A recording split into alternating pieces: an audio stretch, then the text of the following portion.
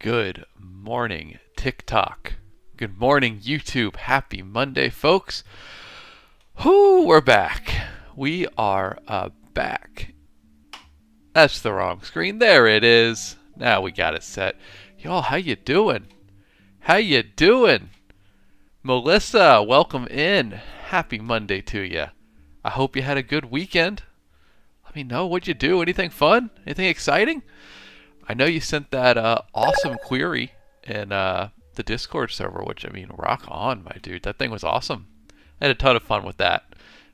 Very exciting. And thank you for the tiny diny. That's very kind. You just kicking it off with 2 gifts right off the bat, getting that heart me. Thank you very much, Melissa. Good to have you in. Cat Dead, details later. Good to see you as well. Welcome in. Folks, we're back. We got a little bit of a new layout going on here on the stream. Part of a little bit of a redesign we did, so let me know what you think of it as we go through stream today. We've got some new scenes, nothing too crazy, but a little bit fun.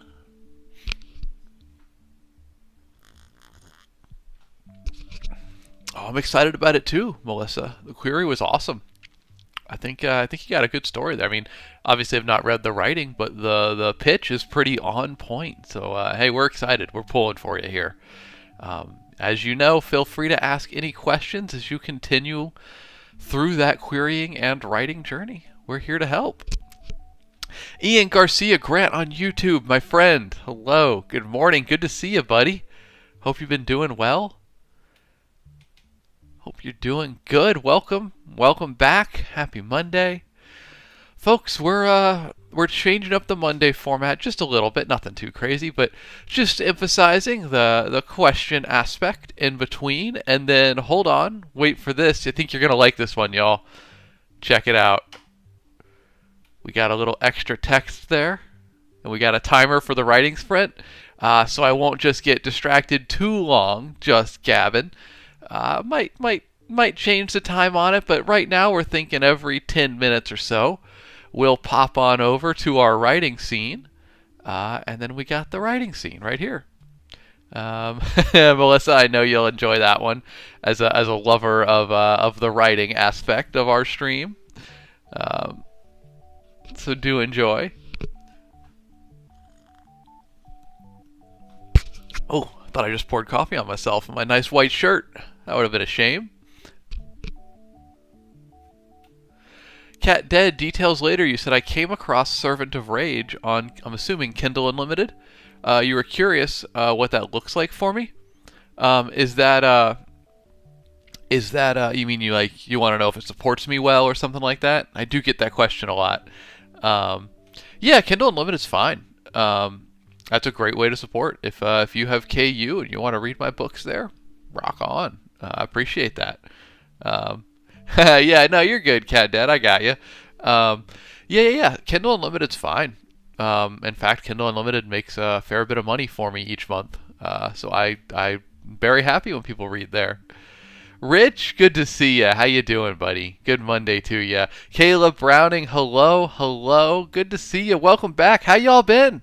Hope you're doing well. Rafi, what's up, man? Welcome in. Good to see ya. Boober Ketty on YouTube, my friend. Hello. You like the cup? Thank you. That's very kind of you. As my tankard. It's a little bit weird to have coffee out of it, but I don't know. I was feeling it today, you know? Rich, you're counting down the days to Lit RPG Con? Yeah, dude, let's go. That's going to be fun. I'm excited to meet everybody. That's going to be awesome. I need to make a graphic for it to advertise it. I don't have one yet. Paul, you also like the cup? Thank you, buddy.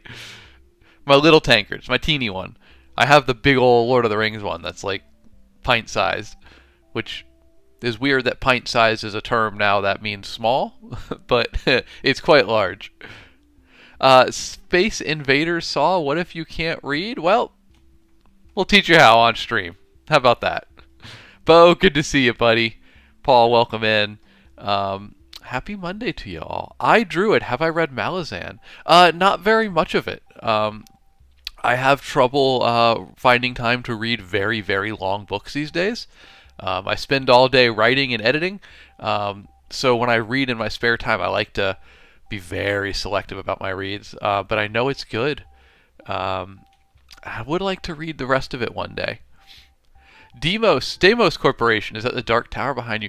It's from Wrigley Little Hands. That's the Dark Lord's Tower, from the back of the book's cover art. So you got the front, and then on the back, I don't know if you can even really see it. It's behind the text, but it's the back of my most recent book.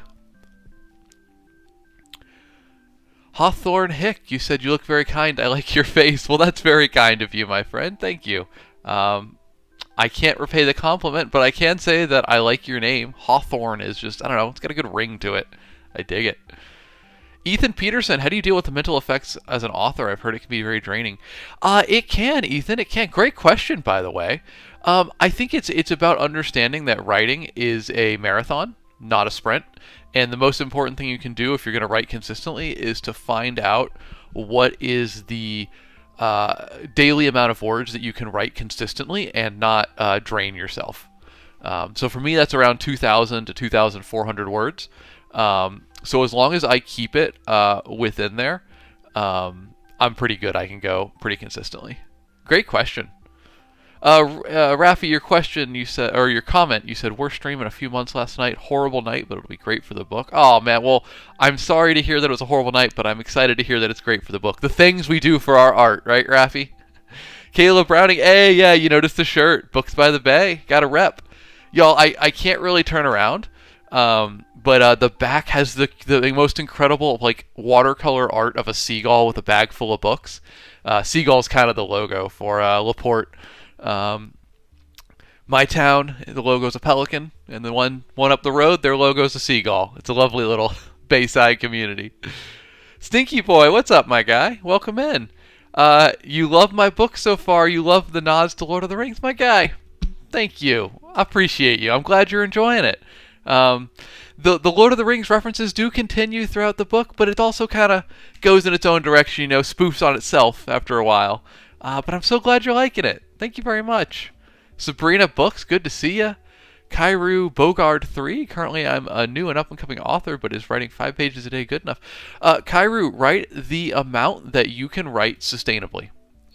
We had just talked about that a little bit earlier. Writing's a sprint, or it's a marathon, not a sprint. So find the word count that you can do every day without burning out, and just stick to that. Have fun with it.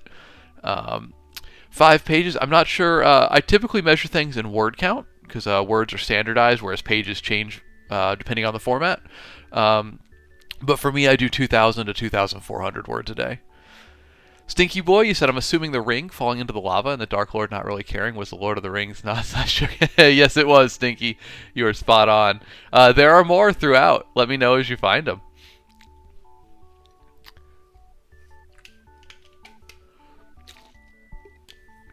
Rafi says, Friday really got you some new fans. I love all the new people.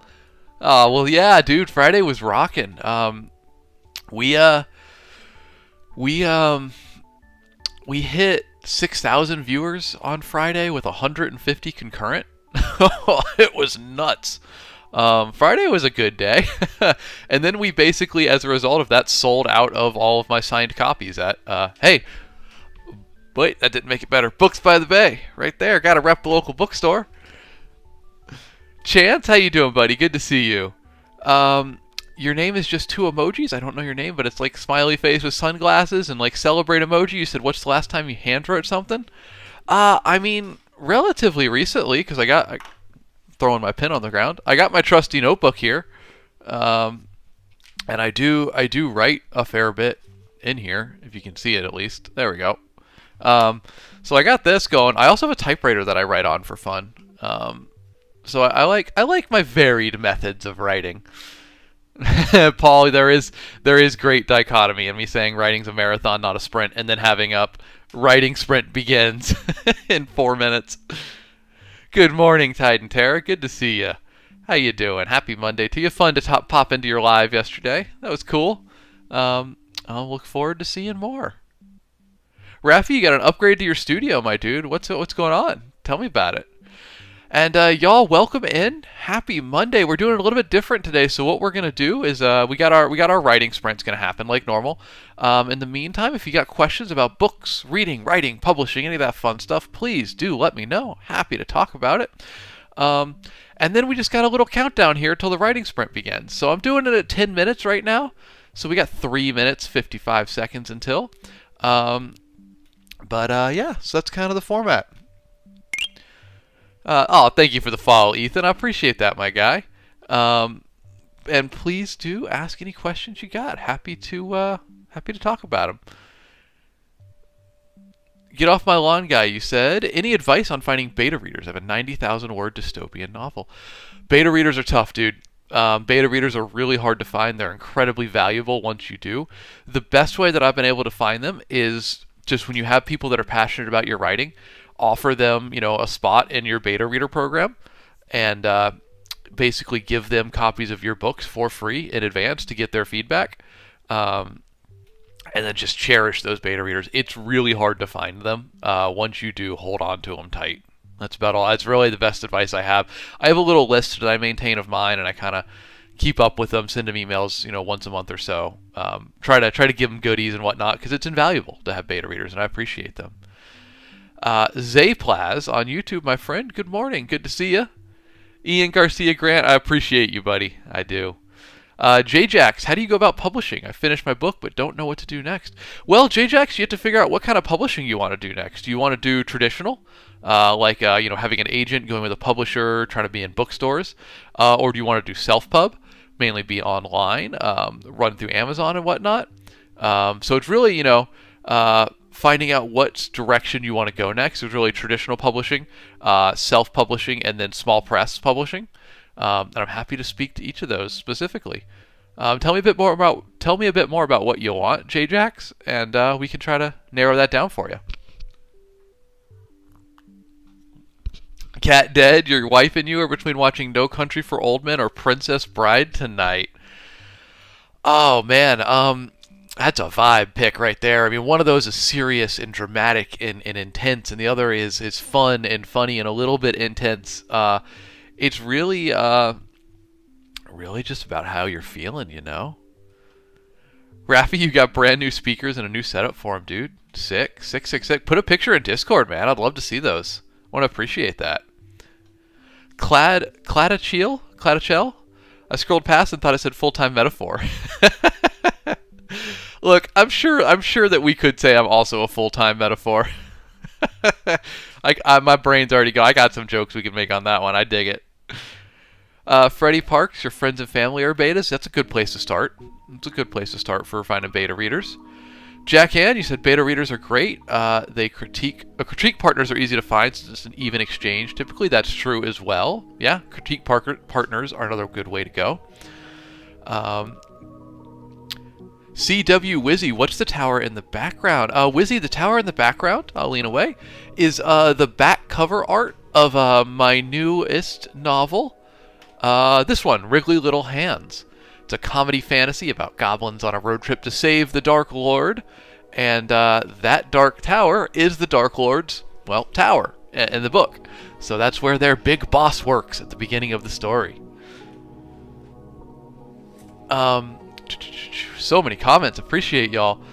Where was it? B. Rosie, you said, what's small press publishing? Small press is basically just like you have large publishers. Just like there are large publishers out there, you have just small publishers that just smaller startups, but they still curate a good list of books. For instance, hold on, let's grab my display capture. Where is it set? On the wrong monitor. We'll change that. Go to here. Pull this up. It's not going to be worth it. Too much effort. I was going to pull up the website for my publisher, one of my publishers, Portal Books. They're a small publisher.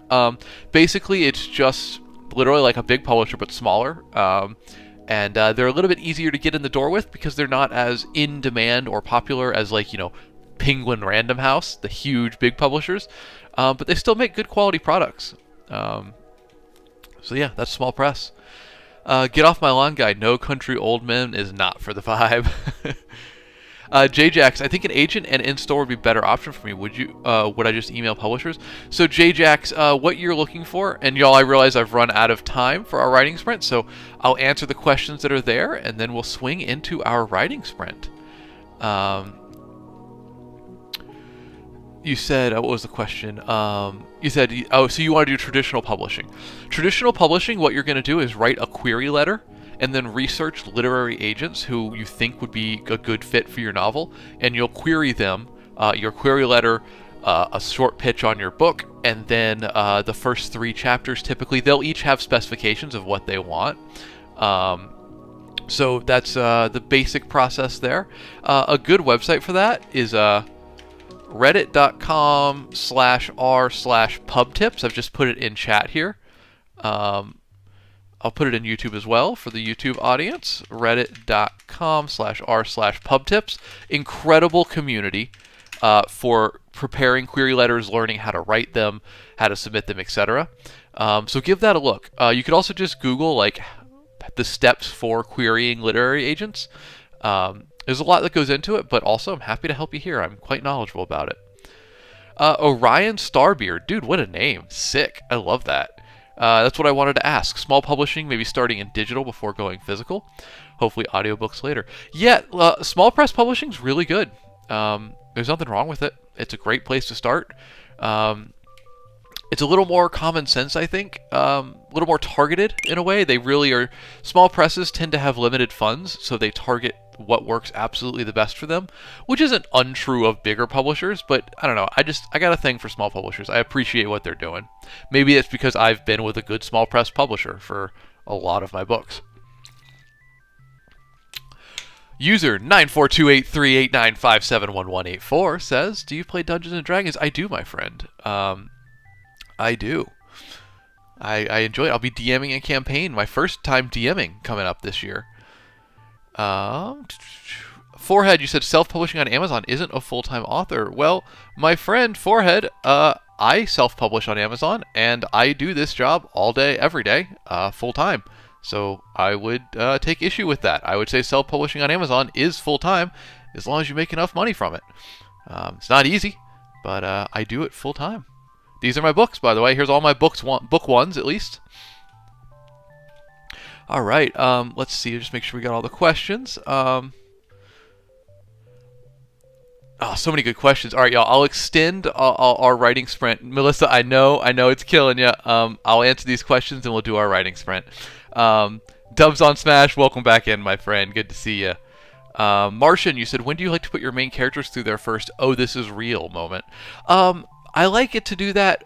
It really depends on the story. It fits the arc of the story best is when I do it. But relatively early, within the first 3 chapters, I think. I like to get things going, pedal to the metal pretty quick. Mare Bear Streams, what's up? You said, how long should my debut novel be? I'm writing my first book. Well, first of all, congratulations. That's awesome. I hope it goes well. If you got questions along the journey, please bring them here. We're happy to help. The novel length depends on what genre you're writing. Typically, a novel is anywhere from 50,000 words to 130,000 words. But beyond that, it's going to be genre that determines the length. If you're writing fantasy, which I do fantasy, so I tend to get a lot of folks that read fantasy in here, you're looking at around 100,000 words is where you want to be. You can go a little bit above or a little bit below, but around 100,000. For reference, since we have a physical copy right here, Wriggly Little Hands, my comedy fantasy, is 87,000 words. You can see about how big that is. Maybe an inch, maybe 2 inches on thickness. Or if we look at the paperback pages, 353 paperback pages. And that's at 87,000 words. That's comedy. Comedy can go a little bit shorter. Giggy Walk, thank you for the follow, my friend. I appreciate you. Alton Randolph said, I've got a good idea for 2 different genres of books and want to write them both. I think this is part 2, but I've never done it before. Is there a good app I can install on my laptop that doesn't require subscription? Alton, I use Google Drive, and I just write in Google Docs. The answer really, though, is whatever easy program works for you. whatever's easiest for you to write in is the best program. Word processors don't need to do too much. They just need to help you get the words on page. Really, there's a lot of good options out there. I mean, hey, Microsoft Word works. Open LibreOffice is fine. I just prefer Google Docs. So yeah, Tommy boy, good to see you, buddy. Welcome in. How you doing, man? Hope your weekend was good. Almighty Panda, do you have an editor, and would you recommend one? Almighty, absolutely. You got to have an editor. Self-editing, you're still going to miss. Still self-edit? Oh, Tommy boy, I like your new profile picture, by the way, buddy. I missed that. Almighty Panda, definitely you'll want an editor before you publish. Do your own self-editing as best as you can, then hire an editor and watch how many mistakes they catch. It's frightening. It's so hard to edit your own writing. Matt, does this book pass the Bechdel test? Yes. Yes, I think it does, actually. Wriggly Little Hands, I would say does. Rise to Glory definitely does. Far Wild definitely does. Servant of Rage does. Warden's a little sketchy on it. Paragon also does. So yeah, all right, I'll take that. Out of the books here, we got 5 out of 6 meeting it. We'll take that. I'm proud of that. All right. Appreciate the follows, y'all. Wow, so many questions. I'm not going to get to my writing here. I was hoping to get to a writing sprint. I'd still like to do that. Titan Terra, you also use Google Docs. You have access to it everywhere, and it's cloud-based. Exactly. Yeah, I mean, look, I can get to it on my phone. It's awesome. On the run. Cody H, fave fantasy books. My favorite fantasy books, I love anything by Joe Abercrombie. I'm loving his new series, The Devils. Terry Pratchett's incredible. Douglas Adams, I love. I'll give a shout out here. Let's give a shout out to a small author. Django Wexler, put it in chat, has a book recently called Last Stop, and I really liked that. So if we're gonna give a shout out to another small author like me, let's check out Django Wexler's Last Stop. It's very fun. Alan Barnes, do I use an editor? I do. I have several editors that I work with. One per book, but sometimes they're busy and whatnot. So I have a little Rolodex of editors I like to work with. T.S. Hallowgrave, dude, what a cool name! Wow, T.S. Hallowgrave. What do you use to format? I use Vellum on Mac for formatting. It's an incredible program. If you're on Windows, you can use Atticus. I'll type them in chat for you here. Vellum on Mac, Atticus on Windows. Both are one-time payment programs, but they're incredible, and they will make book formatting easy for you forever. It's incredible. Oh, you're good. You're good, Almighty. Please ask away. Get off my lawn, guy. I moved over to Google Docs from not this year. Feels like a real writer now. Rock on, man. Let's see. Dragon K made. I'm making a comic. Is that similar to writing a book? It is, Dragon. It is similar to writing a book. Honestly, I would say harder because you have so less words that you can use. I write 100,000 words in my book. For a comic, I mean, it's got to be like 10,000 for a full comic. You got to convey a lot of story quickly with little dialogue, but then you get awesome drawings in there. So, I appreciate it. It's awesome. It's really cool art. Rock on, dude. Keep me updated on that. I love comics. What's up, Zinwin? I love that name. Zinwin Dolgol. Very sick. That's very fantasy. Welcome in, my friend. Logan Lucas McDonald. Have you read anything by Drew Hayes? Multiple fantasy series, all very good. That name's familiar to me. Let me look it up. Drew Hayes. Let me pull up some of his books. I feel like I have. Where are your books at? The books. Here we go. Nothing's jumping out at me right off the bat. But I feel like I have, that name is familiar to me, so I feel like I've read something from Drew. I'll have to look into it deeper. I think I have. So many questions, y'all. Jay, the DT, should new writers put their work on Wattpad or anything else? Asking for a friend. Jay, absolutely, man. I know a lot of new writers have the fear that people are going to steal their work, and the reality is that just doesn't happen very often. So publishing on websites like Wattpad or Royal Road's a big one. Great way to practice writing. Really great. You get instant feedback. Now, the audience there tends to be more critical than a lot of readers, so they will be harsher on you, and that's a shame. But you'll learn very quickly. It's like throwing yourself into the deep end and just getting a little bit painful, but great practice right off the bat. Sammy, thank you for the follow. I appreciate that. OU812, when you write, do you have a goal per day of how many words you want to get through? Yes, I do. I target 2,000 to 2,400 words a day. That's what I've found that I'm comfortable at writing each day. And I think it's important to find that number for yourself individually. Because it's a marathon, right? It's about writing long term and not burning out, not just having a good week of sprinting through. Great question. That lead paint stare. What a name. What's your favorite letter of the alphabet? Man, I'm a fan of X. I like X.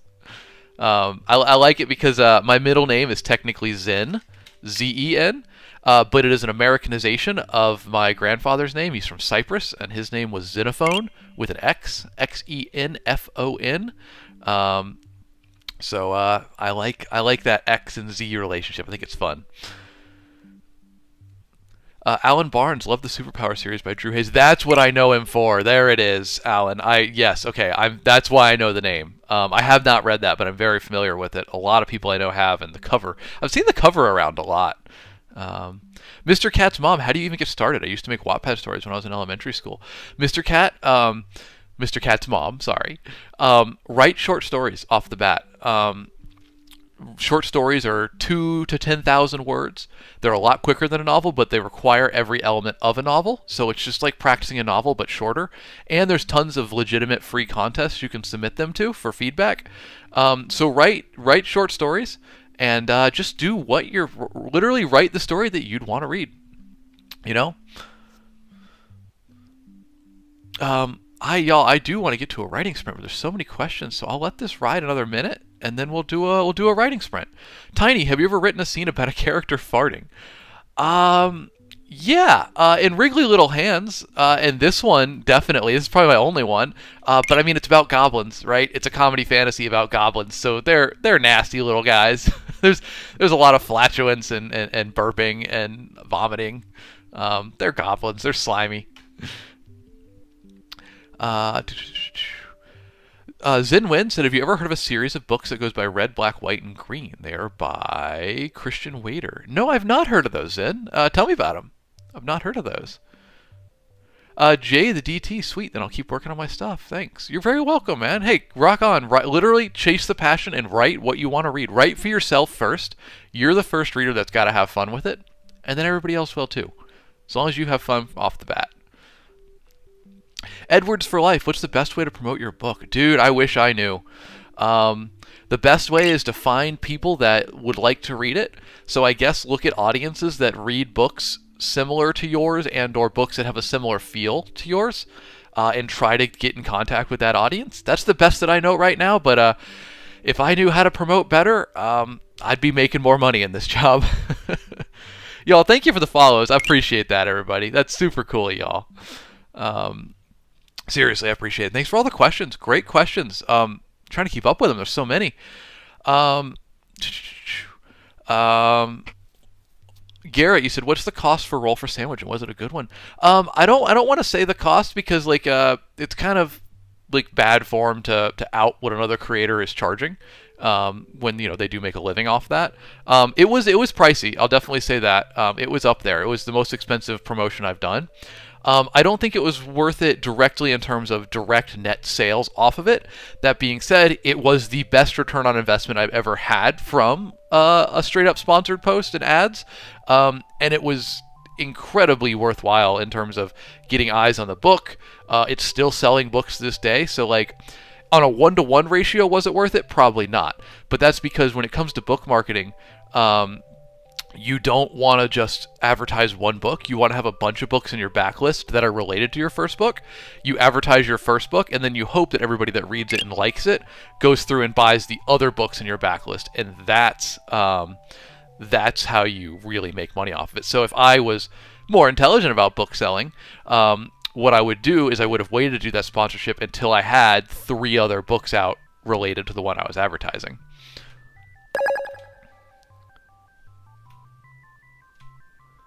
I appreciate the DM, Raffy. Thank you, man. Yeah, I'm thinking about how to handle that. Oh boy, so many questions, y'all. Out of mana. Oh, that's a bad place to be. What's your biggest pet peeve when it comes to fantasy writing in gaming or movies/shows? Oh boy. I don't know, man. I don't really have anything off the top. There's a lot of ways that writing can be unsatisfactory. I guess things that don't pay off. If you're going to set up foreshadowing and whatnot, just make sure it pays off. I love foreshadowing because I love when it kind of signals, like if you're really paying attention, you're like, ooh, you pick up on the clues and you can expect something to happen. So if you do put the foreshadowing clues in there, make sure they pay off. It's a nice little mini game for the viewers/readers. Almighty Panda, you said as a passionate reader, a good way to bookmark it is to get into college book fairs. Interesting. Now, I'm not familiar with those, Panda. Tell me a bit about those. That's really interesting. Willy Philly, you're working on a fake newspaper you'll be giving out to bookstores and other places to market your book. Interesting. Your detective noir novel. That's fun. I like that idea. T in Jupiter says, do you write first person or God's Eye? T, I have written various. So let's see. Paragon down here is first person. Nova Online is first person. Far Wild is third person. Wriggly Little Hands is omniscient. So it's like third person distant, and it hops between heads and chapters. Servant of Rage is third person. Rise to Glory is first person. So I guess I've kind of done it all.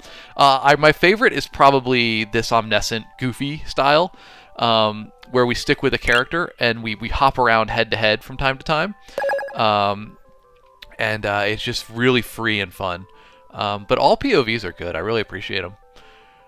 Why do you care? You said you mean the Ardia guy. Yeah, Jake from Roll for Sandwich, Adventures in Ardia. We sponsored a video there. It was awesome. The sandwich was horrible. Ty said, when did you write your favorite story, and is a feeling you're chasing? Ty, for sure my favorite story right here, Wriggly Little Hands. Look, I love all my books. I love all my children equally. But this one really resonates with me. It's comedy, it's goofy, it feels good. That's my favorite one, but they're all good. And y'all, shout out, they're all on Amazon. They're on Audible. They're paperbacks and ebooks on Amazon, audiobook on Audible. And in my bio, Wriggly Little Hands, this one right here, if you want to support a local bookstore, you can order signed copies of Wriggly Little Hands exclusively from Books by the Bay. Links in my bio. Y'all, we almost sold them out again. They're down to 2 copies left, so if you wanted a signed copy, grab one of those last 2. They will reorder more, but it'll take about a week to get them back in stock. So many questions, y'all. I appreciate it. OG Hybrid, what genre do I write? So I write fantasy these days. So these top 3, these guys are all fantasy. Down below is Lit RPG, which is where I got my start. But I'm really at home these days writing fantasy. So this one's like Jurassic Park. Wriggly Little Hands is a comedy fantasy. It's feel good, goofy, Terry Pratchett-esque. And Servant of Rage is like Dragon Ball Z. It's heavy, it's intense, a lot of action scenes. It's a lot of fun. I like them all, though. Nico, bro, go look up Nova Online. I think you should change the name. Why do you think so, Nico? I'll Google it. I've had Nova Online out since 2018. Because there's a North Virginia Community College, or because PBS. Yeah, I mean Nova's a popular term out there, but it is Warden, Renegade, and Harbinger, the 3 books. But it's hard not to run into other names that already exist. The Midnight Phil, do you prefer self-publishing or publishing through a house? I know there are pros and cons. Great question, Phil. I prefer, honestly, I prefer small press or traditional publishing. My run in traditional publishing didn't go too well because I attracted the number 2 agent in North America to represent my novel. And 4 months after he acquired my novel, he got embroiled in a massive scandal from his personal life that drove him out of the industry. And overnight, me and all of his clients got dropped, and our books were not able to be sold because of weird agent things. So my first book got completely tanked by my agent. So that wasn't great. I know that's an oddball experience. That's not the average for traditional publishing, but that was pretty rough for me as a starting author. Um, uh, Goombas Baboon Myth. Do you find yourself constantly revisiting passages and adding more details? No, I don't, Goombas. There's the pressure to do so is there, but you got to keep moving forward with the book. So I try to limit how much I go back and re-edit things. Following is free. What would it take for you to write out a D&D campaign? Well, following, I am DMing for my friends coming up here in a month or two. And technically, my books down here are Lit RPG, which is very similar to a D&D campaign. Rise to Glory would be pretty similar, and Nova Online is sci-fi, so it's like a sci-fi campaign, maybe. Great questions, y'all. Millie, you said, oh, I'm aware of K-pop Demon Hunters, Millie. I just haven't watched it yet. But good to see you, Millie. Welcome in. Oh, Nico, there's a content creator who's very problematic under, like, Nova something. Interesting. Well, I can't change the name of the series now, unfortunately, but so hopefully that's not too much of a problem. Beavers, you ever think about asking ChatGPT to write a story? It wouldn't do very well. I'm against AI in creative industries, so I don't mess with ChatGPT at all. Plus, I just enjoy writing. Like, I got into the job because I love writing. So why would I want to skip the writing process? My favorite part. Yo, Daniel says, what was your job before publishing your first book? Daniel, I was the communications coordinator at the Florida Attractions Association. Basically, it was an association that manages all the theme parks in Florida and helps them learn best practices for attracting tourists, how to treat tourists well and whatnot. And I was their go-to everything guy for a while. Great question, though. T and Jupiter, would it be harder for a more violent and dark book to get published? I mean, yeah, it could be. It could be, T. It just depends on the genre. I mean, darker fantasy's popping off right now. So now is kind of a good time for it. So not necessarily harder.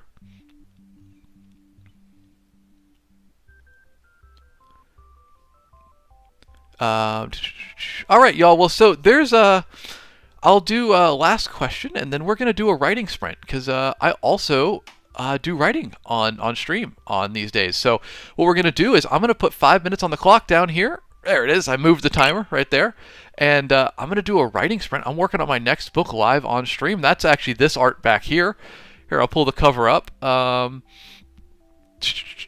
it is. This is the one, A Wriggly Little Assistant. It's a prequel to Wriggly Little Hands. I'll be working on this for 5 minutes on stream. In the meantime, y'all, if you have questions, drop them in chat, and I will try to get to them as soon as this timer is up. Last question I'm going to take is for the moment is from David A. on YouTube. Are there any exercises you recommend to help with writing? Not specific exercises. I see you said squats, deadlifts. I don't recommend any specific exercises.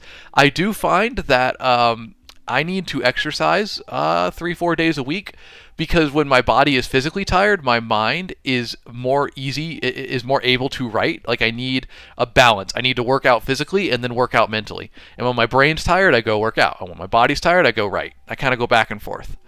All right, y'all. Thank you for being here, everybody. I appreciate y'all. Thank you for the follows, for the great questions. This is also a writing stream, so I'm going to write for 5 minutes. I encourage y'all to write along with me, or any task you want to get to this morning. You want to, I don't know, do the dishes, do a bit of reading, answer emails, whatever it is. For the next 5 minutes, let's do it together. In the meantime, drop your questions in chat, and when this 5 minutes is up, we're going to talk about them. So, yeah, good luck if you're going to write with me, y'all. I'm going to get 5 minutes of writing here. And if you got questions, like I said, drop them in chat. Otherwise, just enjoy the sounds of the keyboard, my friends. And watch the word count go up.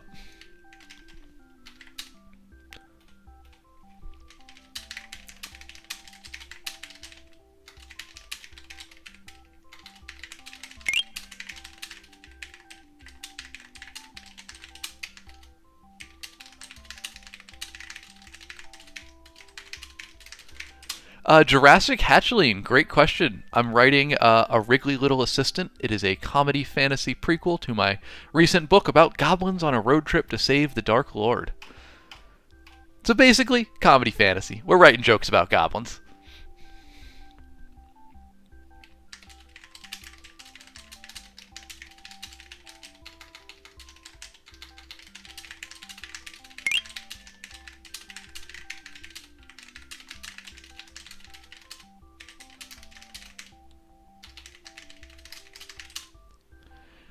Hey, Jurassic, if you love comedy fantasy, check the link in my bio. Wriggly Little Hands is available in audiobook, ebook, paperback, and the audiobook is narrated by Jeff Hayes, one of many narrators on it, Jeff Hayes of Dungeon Crawler Carl fame. You might have heard of him. Sybin, the timer is for how long I'm doing this writing sprint before we get back to just doing straight Q&A. So I guess I need to get back to my writing. I got started answering questions, which I shouldn't do. But no, drop your questions in chat if you want to ask any. And when that timer's up, I'll be back full focus to answer them.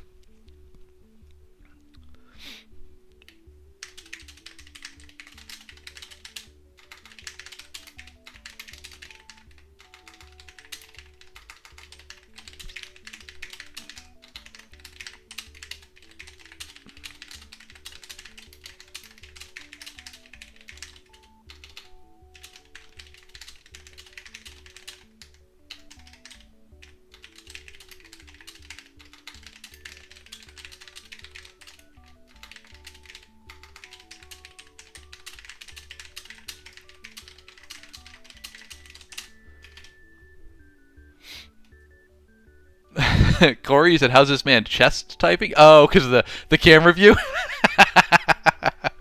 Yeah, it does kind of look like that, doesn't it? All right, quick time check. 2 minutes, 20 seconds left, so we're halfway through. Gravy putties, you don't care for green orcs? Do you feel blue or red is more suitable? Oh, man. I kind of like gray. I kind of like a grayish purple. That's kind of what I'd go with, but hey, do whatever makes sense to you. Have fun with it. Ain't nothing wrong with that. Josh, I appreciate that. You say that they're impressive pecs to type that fast and accurately, but you're not seeing all the typos they're putting up here.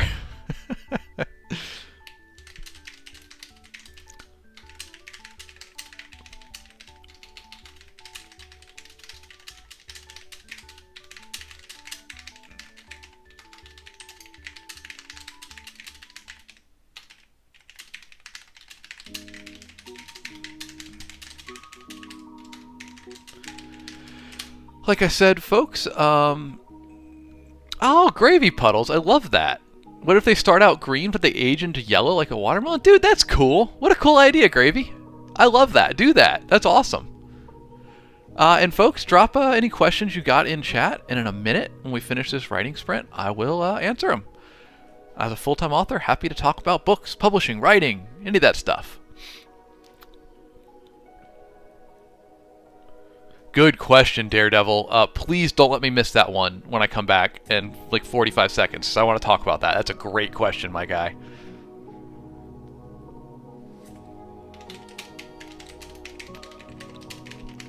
Y'all making it hard to write today. Normally I can focus in, but there's so many people. Y'all are demanding the attention. I appreciate you being here. We'll get back in just a moment.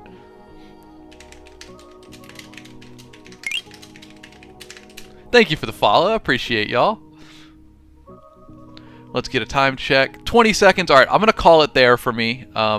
If you're writing in the writing sprint with me, please, by all means, continue.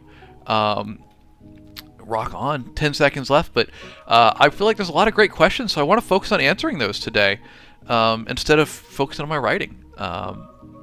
So let's get back to it. I'll start with, real quick, Daredevil. You said, we like what we write, but captivating an audience can be overlooked. How do you check yourself?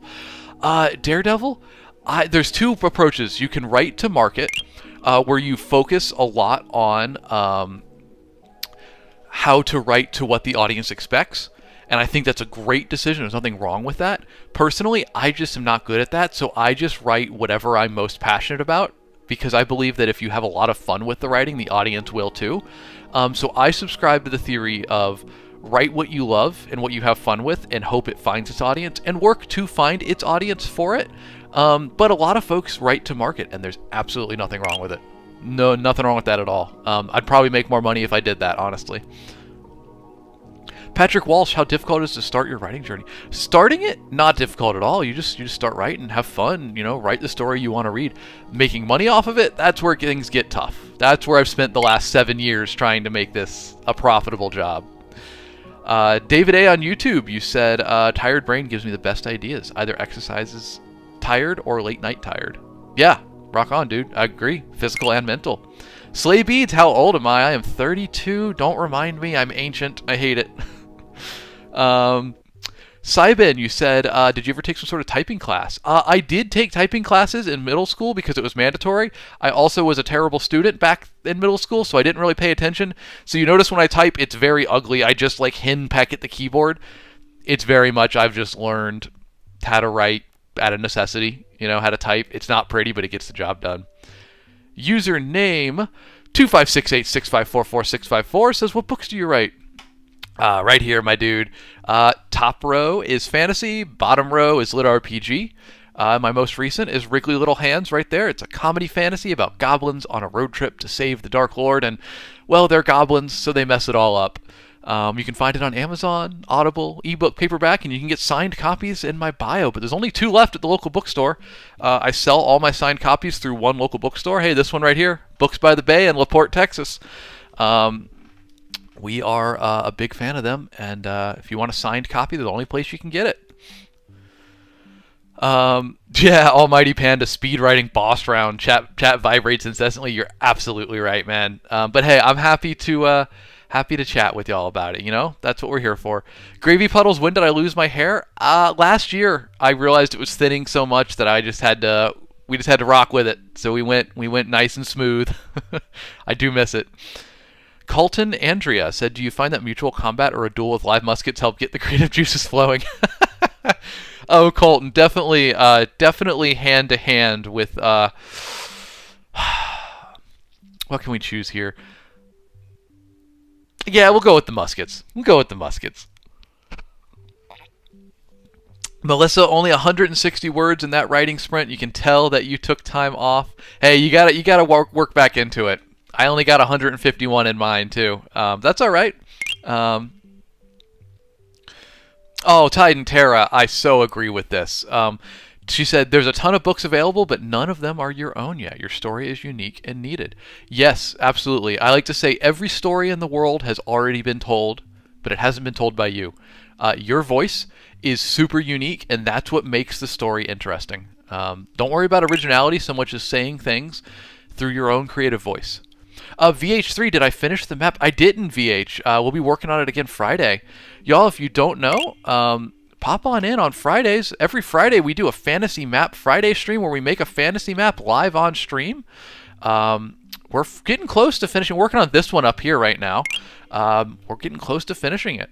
But yeah, Friday, 7 a.m. Pop on in. We'll be making fantasy maps. It's a lot of fun. The Big Bitter Book. You said you just started shaving your head too, man. Yeah. Welcome to the club. VH3, how do you get your teeth so white? Okay, so here they're fine, but my 2 front teeth actually got broken in half in college. So they're fake, and they just yellow unnaturally fast because they're fake teeth. So I gotta do a lot of teeth whitening to fight that, or pay a lot of money to get better replacement front teeth. So yeah, that's not fun. Josh, people say that a lot, but when was the last unique story that was told? Well, Josh, it depends on what unique you're considering. Story elements are hard to be particularly unique in because people like tropes. Tropes done badly, people don't like, but tropes done well, people love. There's a reason romance makes so much money each year. It's just about using your unique voice to tell the story in the way that makes sense to you. That's the thing that other people can't recreate. Ampage, good to see you. Yeah, Rafi, I like that, man. Run the sprints on Discord for sure using the sprint bot. I'm sorry I'm not doing more today. Just so many questions. But maybe we'll make up for it on Wednesday. We can do a writing stream Wednesday for sprints. Sybin, when did you start thinking about becoming an author? Middle school. I always loved reading growing up. But I never really wrote until I got a creative writing assignment in middle school and kind of just loved it. And that my teacher gave me really good feedback. He's like, this is really good. You should write more. So I started. and I haven't stopped. Impage, good to see you, my guy. Happy Monday. I don't know if I said hello yet, but welcome in, buddy. The Midnight Phil, you just hit 22,000 words on your own book. How long are fantasy books typically? Midnight fantasy book. First of all, congratulations on 22K on your book. That's awesome, dude. Fantasy books typically are around 100,000 words. They can go longer, they can go a little bit shorter, but aim for about 100,000. That's a good middle of the road place to be for a fantasy. Daredevil, this is a very interesting channel. Look forward to learning more. Well, thank you, my friend. Thanks for being here. We're here Monday, Wednesdays, and Fridays, 7 a.m. Central Time. Always talking books and writing, publishing, and like I said, on Fridays we do map streams. Thank you for the follows, everybody. Seriously, I appreciate y'all. T.S. Hallowgrave, romance has a trope map marketing now, and it's super successful. Yeah. I have the local bookstore made one of those for Wrigley Little Hands. I really liked it. They made it for my book, and I was like, y'all are incredible. It's super fun. Michael Miller, or Mower? I'm not sure how to say it, but you said, what's harder, getting a literary agent to answer an email or a publicist to answer an email? Michael, you speak from experience, my friend. I see. I'm going to say the harder thing to answer is getting an editor to answer. Not the editor you hire, but the editor at a publishing imprint. But all three, very difficult. Rose, how are you able to pay your bills when you're writing? Rose, number one is having a lot of books out. These are all my book ones, but I have 9 published novels, and I got 3 more coming out. 2 more right now on the way, and I'll be writing a lot more coming up. I'm about to get into a very intense writing period as I do sequels to Wrigley Little Hands. The trick is to have a lot of books out and to market them as best you can. But what it is if you have a bunch of books out and you just market one of them, that's kind of the introductory book. Every time you sell one of those, there's a chance that if the reader likes it, they'll go and look at your other books. So you just want to have a big backlist out there. So if you hook a reader that likes your style, they go, what else has this guy written? And they look at your rest of your books, go, holy cow, he's got 10 more books that I love. And the idea is just to sell them as many books as you can, and then keep writing. Slindy, what's up, my guy? I'm sorry I hadn't said hello yet. Chat's flying by here. We're trying to keep up with it, but good to see you, man. Welcome in. How was your weekend, Slindy? Talk to me, dude. How's it going? Original Mean Girl on YouTube. How did I get my first book published? Well, I had an agent with traditional publishing, and I thought it was going to be that way, but 4 months after I signed on with him, he was driven out of the industry by a scandal from his personal life, and all of his clients were dropped overnight. So that didn't go well. So I moved into small press publishing after that, and down here, Warden was technically my first book published through my small press that I worked with, Portal Books. Shout out to them, great publisher, love those guys. And I've grown from there. Self-pub, small press, I got some deals with Audible, co-writing with a fellow author. I had a couple books commissioned through different web services, like what was it called? Blanking on the name at the moment. They went out of business, so it didn't end up working out. So yeah. Tay 01677. You're 66,000 words into your story and can't write without falling asleep. You can't write without falling asleep. Interesting. Dude, that's rough. I guess more coffee. Write at a different time of day. That's really interesting. Try standing up. I've not encountered that issue before. That's actually a new one, man. Interesting. Alex Elashny 5. How do you connect major plot points together? What I do is I follow a plot map that basically says event number 1 happens, and because of event number 1, event number 2 happens. So basically every plot point, because it happens, there should be some sort of outcome. Every action has a reaction. The next plot point should be the reaction to the last one, and then the outcome of that plot point should cause a reaction. That's the next plot point. A book shouldn't be a list of this happened, and then this happened, and then this happened. It should be this happened, and because of that, this had to happen. And because of that, this had to happen. And that's how you whisk people along and keep the story moving and connect your plot points. Real Blue Reaper said, I want to make a story about a girl who controls fire but also has pyrophobia. That's a back and forth there. Go for it, man. Make it happen. I'd read it. Superset. You said, is Amazon self-publishing worth it? I just finished writing my third novel and want to publish. It's a hard grind. Self-publishing is a tough grind. It'd be a lot easier just to, have an agent, have a publisher, and just deliver them books and whatnot. But there's only so much room out there for traditionally published authors. There's only so many agents, so many publishers. They can only make so many books each year. Self-publishing is technically limitless, but the space gets crowded, and there's a lot of books out there. You got to make your book stand out. So there's no easy option for publishing. You just got to go with what makes the most sense for you, what you're most passionate about. And the TLDR is, if you're really good at doing everything yourself, you're good at marketing, you're happy to learn it, self-publishing is a good route. If you don't want to deal with that, you just want to write books and deliver, which most of us do, small press or traditional publishing is the way to go. Wheezing Weasley says there's an echo going on. Is there? Y'all still hear that? Let me know if it's still echoing. I'll try to see what's going on there. Shy goes, y'all love calling out Quan Mills. I learned about Quans because of y'all.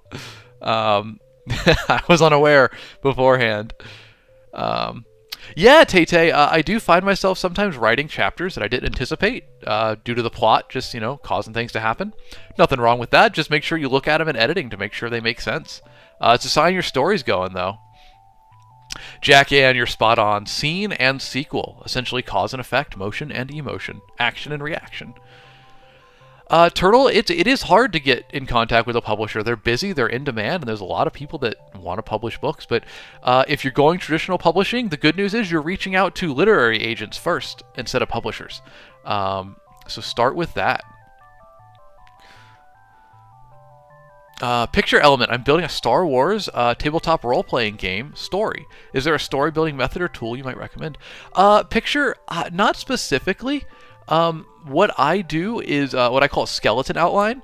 I make a bullet point for each chapter, and I allow myself to write about 2 extra sentences of detail, and then I just leave it there. So basically, I'll have, if there's 30 chapters in the book, I'll just have 30 bullet points with 1 to 2 sentences of detail for each. And like I said, I use the action-reaction idea of each plot point, each chapter is an action. The following one is a reaction to what happened in that one. And you just continue walking that all the way through the story. That's how I do it, but there's plenty of story planning elements out there and systems. Feel free to look them up. I'm blanking on their names right now. Save the Cat, I think, is one, or Don't Kill the Cat. Save the Cat's a popular one, I believe it's called. Abdullah Al-Noaim? I'm not sure. I'll just say Abdullah. Thank you for the question on YouTube. The background is not Skyrim. It is actually from my book, Wriggly Little Hands. It's the back cover copy. It's the Dark Lord's Tower. Sorry, one moment. So if you look at the cover of the book here's the cover. The art continues around, and on the back side is the tower right there. So I've just taken the text off screen. But yeah, that's what it's from. It's from my book. Have I ever co-authored? Asked Dixon Mayaz. Yes, I have. In fact, this series down here, Paragon, is co-authored. Luke Chemlenko and Alex Knight, as you'll see there. Good friend of mine, and we are writing the 5th and final book in that series now. Yeah, co-authoring is pretty good. You got to do it with someone that you work well with, and Luke and I work together really well. So it's a great experience. Co-writing's fun. All right, great questions. If I missed your question, y'all, and you want to make sure I see it, just ask it again, and I'll try to get there. Slindy, you had a good weekend. You had 4th of July leftovers. Started writing something I'm liking. Oh, what is it, Slindy? Tell me, dude. Tell me.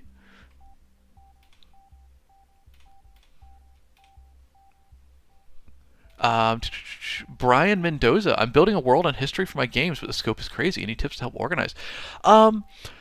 Brian, I personally get overwhelmed by too much world building, so I try to keep mine as organized as possible. And basically, if it's not story relevant, but it is something that I have created story-wise, I'll just note it somewhere in a document. I'll have like a master document of all of my world building. And if it's not something exactly in the story, I'll just keep it to like one sentence of description and let myself expand on it when it becomes relevant to the story. And then what I use is basically I will expand on it in the story as I'm writing it. And in that way, I basically have one master document that has one sentence descriptions of story building elements I haven't used. And then anything else that's canon is in the book. So I can always reference the book as like my ultimate guide, you know? Sloyd, you're liking the new background? Thanks, man. I made some changes to stream. I think it's working out pretty dang well. I'm glad you like it. Picture element, what you could do if you need several routes for your players is just literally make decision points that they're going to come to. And just write a plot point that they could go down and then write another plot point from the same point. Just like, you know, give them all those different plot points that they could walk down. And then if they, I've heard when you DM, if they pick a plot point that you were prepared for, but you had another one that you wanted, just reuse that other one later. You already did the work to create it, right? Kitaru, thank you for the roses, my guy. Holy cow. Going off. Thank you very much. Y'all, I'm sorry I'm missing a lot of the gifts, but thank you so much, guys. And you know what? We have a little tradition here. If you give a gift, you get a gift. So here's one of my little goblins. So Kitaru, for all those gifts you're given, you're going to get a whole bunch of goblins. So here, these guys are for you. Don't feed them after midnight. Don't let them get a hold of matches. Whatever you do, do not let them get a hold of matches. And your house will never be clean again. I apologize. Thank you for the gifts, Kitaru. I appreciate you immensely. And everybody else, let's see. Melissa Lee for the little crown. A little goblin. Just for you. Other name wasn't available. You re-upped the stream team. Slendy, Tide, and Terra. Other name with 3 tiny guys. Goblins for you as well. There you go. You know the rules with them. Let's see. You get a few more questions, y'all. We normally do writing sprints, but today I'm just gonna focus on Q&A because there's so many questions. I appreciate that. Yeah, Slendy, definitely DM me, dude, so I can see it because the chat's moving so quick. Daredevil, you said opinions on MacGuffins. MacGuffins are necessary for plot at times. They're kind of lazy, but like if you really need it, then go for it. Just make it interesting, make it useful. Kitaru, I haven't been here in a while, but you definitely deserve. Well, thank you, man. Good to see you again. How you been? Glad to have you back. I hope you've been doing good.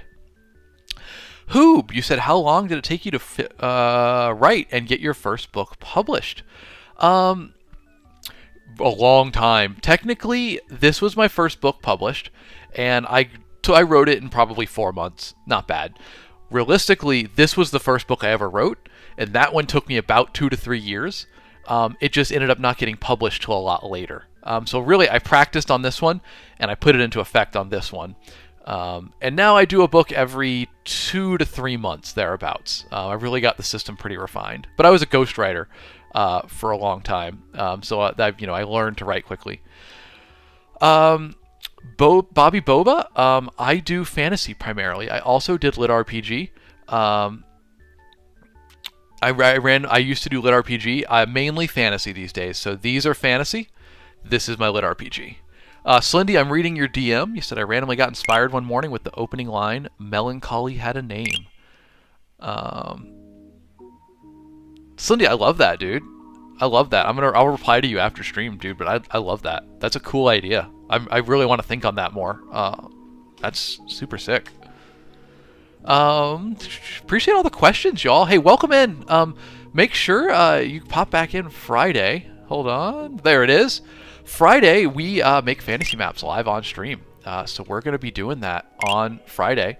We're working on this one up here for it's for my book, Wriggly Little Hands. So yeah, Friday, come back for that. Wednesday, we'll be here doing the same thing as today. And we're here every Monday, Wednesday, Friday at 7 a.m. Central. And then sometimes on the weekends, we do random video game streams, if we're feeling like it. So thank you, guys. I'm going to try to get to all your questions, but I'll just give one more shout out. All my books are on Amazon. They are on Audible, ebook, paperback, audiobook. And this one specifically is available through local bookstores as well. You'll find the link for that in my bio. And I sell signed copies for Wriggly Little Hands exclusively through my local bookstore Books by the Bay in LaPorte, Texas. Go grab some copies, y'all. They only got 2 left. They're about to sell out, and then they're going to reorder. It'll be the second time we've sold them out in 2 weeks, so that'd be cool. All right, let me catch up on some questions here. Terrified, I haven't read How We Used to Live Here yet, but I've heard like just nothing but praise for it. I need to read it. I feel like it's not going to be happy, right? Chimera Art, sick name. You said, any tips for writing lore for my original creations? I typically just I let the writing guide me and then create lore as I go. That's my own personal process. If you're looking for tips for writing lore, sit down with characters from your world and ask them interview questions and let their answers guide you through the world, and just think about how they would answer it as someone from that world. I think that will begin to uncover aspects that you haven't thought about for your world yet. Another thing is there's a lot of good lists out there that ask you things like, what are prominent holidays in your world? What does the tax system look like? I think it's important to think about mundane things like that because it'll generate cool ideas and get the creative juices flowing. Neil, I see a Corsair K70. Have you ever considered a custom keyboard?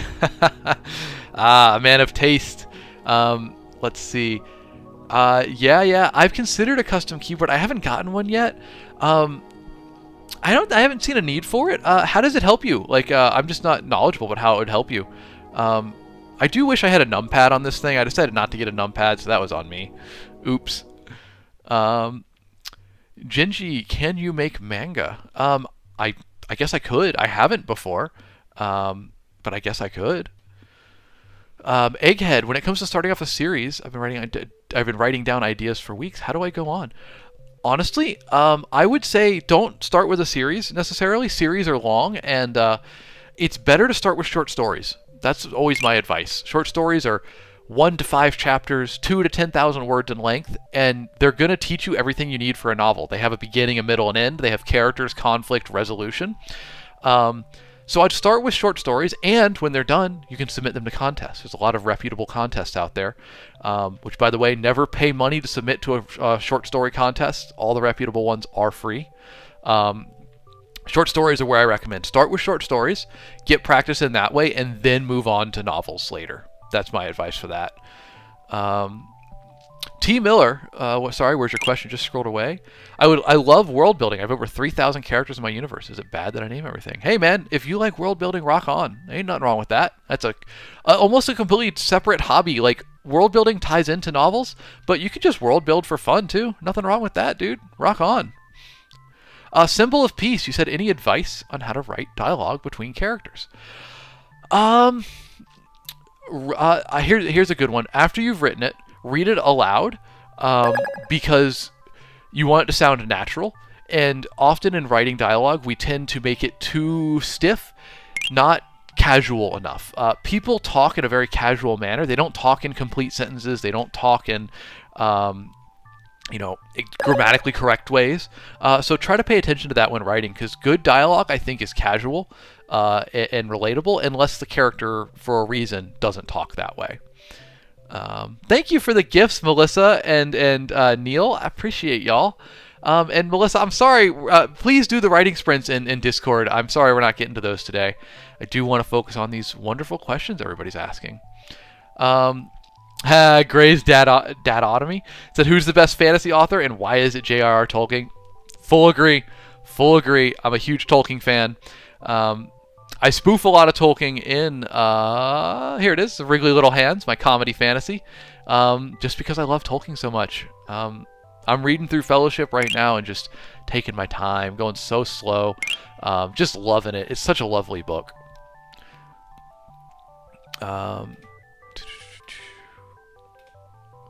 Sorry about that. Questions. Neil, you find it harder to type. I also find typing smoother. It's more ergonomic as well. Oh, on your keyboard. Gotcha. Hey, if it works for you, rock on. Maybe I'll have to try one. I'll have to try it. Polkadoc TCG said, what if you just went hard and wrote a novel? Had a dream of a story and wrote it all down. There's nothing wrong with that, man. You can definitely go for it if you want. I just think short stories are a better way to get into writing. It's kind of like writing a novel right off the bat. It's like running a marathon without doing any training. Short stories are basically, your mile runs, your 5Ks leading up to a marathon. Ed without the war. Ed D without the war. What's your writing schedule like? Ed, I write 2,000 to 2,400 words a day in the afternoons and in the mornings after stream. That's pretty much what I try to stick to. Sorry, if I missed your question, please do ask it again. I want to answer them all. Mayan, you're reading through the Silmarils. Oh my god. You are intense. Enjoy. That one might be a bit too in the weeds for me, though I hear it's beautiful. T. Miller, I want to eventually write stories, but is it bad that I name every castle, village, make full humans? I mean, that will slow you down. If it's what you enjoy, then nothing wrong with it. But yeah, it will slow down the writing, that's for sure. Period, as a name, says, what inspires you the most with new stories? Where does it come from? Oh boy, just kind of whatever I'm feeling at the time. I find that over the length of writing a novel, you grow and change as a person. So I try to focus on momentum, because often the person I am at the end of the novel is not the person I was at the beginning. My passion is shifted to a new topic, to the next story. So I just try to capture inspiration, like boom, right as it comes, capture it, turn it into a story, and just keep writing it and focus on it until it's done. But for the inspiration specifically, I don't know, everything's inspiration. For my newest book specifically, for Wriggly Little Hands, right up here, the inspiration was simply I had published 8 other novels that were in different genres, like, fantasy, thriller, kind of action fantasy right here, lit RPG down below, and I find it was just like, you know what, I want to write a book that's just comedy, fantasy comedy, just for me, and I just stuck to that for that one, and it became my favorite book I'd written. So I say, trust yourself. Hey, Rafi, you are running the marathon, man, but you're consistent. You've got incredible dedication. I think you're doing good, man. I'm proud of you. Keep it up. You're putting in that work. Beduus, you said I have a baby on the way and we'll have some time to read. Which book yours do you recommend first? Well, Beduus, first of all, congratulations. I hope all goes well with that. It depends on what you like. I'll just say this one's fantasy thriller, kind of Jurassic Park. This one's like Dragon Ball Z-esque, pretty intense. And this one is goofy, silly comedy. It's about goblins on a road trip and all the ways they mess it up. It's been described as a D&D campaign where no one put any points into intelligence, and the DM takes a shot after every chapter. So if you want to laugh, you like silly, go with Wriggly Little Hands. And if you like lit RPG, these are all lit RPG. So that's kind of the spiel. Pick what you think would work best for you. Yeah, y'all, if you go to the links in my bio, we have a Discord community approaching 200 people in it. If you want to hang out with this awesome community after the stream's over, feel free to join the Discord. I think I can drop the link in here. I don't think TikTok will filter it. So here's the link. If you want to join the Discord, we'd love to have you. Great folks in there. Keeps the community going once the stream's over. I think there was a question here I missed.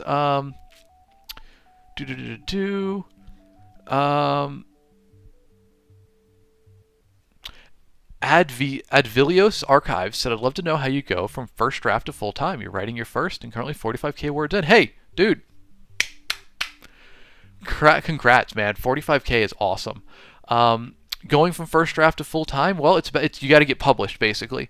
Be that self-publishing, be that small press, or be that traditional publishing. Pick the route that works best for you. But really, full time is just a matter of having a book that does well enough that you make enough money from it consistently. It's really hard to do on one book. Really, you're going to need multiple books to go full time. I have 9 published and 2 more on the way, and I'm planning to write 3 more by the end of this year. So it's really about just having a lot of books that, right now for me, it's a lot of books that do decently, and I'm hoping to get up to a lot of books that do well. Psychotic Spade, you swear you've seen me somewhere else? People say I look like Asmongold without the hair. I get that a lot. There are a couple of streamers out there people have said I look like that are like legit streamers. So it could be one of those. Neil, you're asking for the Discord link. There, I'll paste it in for you. Put it on YouTube as well. Hawkeyes, I write 2,000 to 2,400 words a day. That's where I'm comfortable. That's about a chapter a day for me. Jordan said, what's the hardest part about actually creating the book? Editing. I don't like editing personally. Realistically, the hardest part is probably consistency, though. It's just sitting down every day and writing. it can get tiring. It's a marathon. It's hard to write 100,000 words, but you just got to practice, and you'll get better and better at it. Melissa Lee, you asked, do you have to have multiple done to publish your first? Oh, no, not at all, Melissa. You can publish your first whenever you want, especially if you're going trad pub.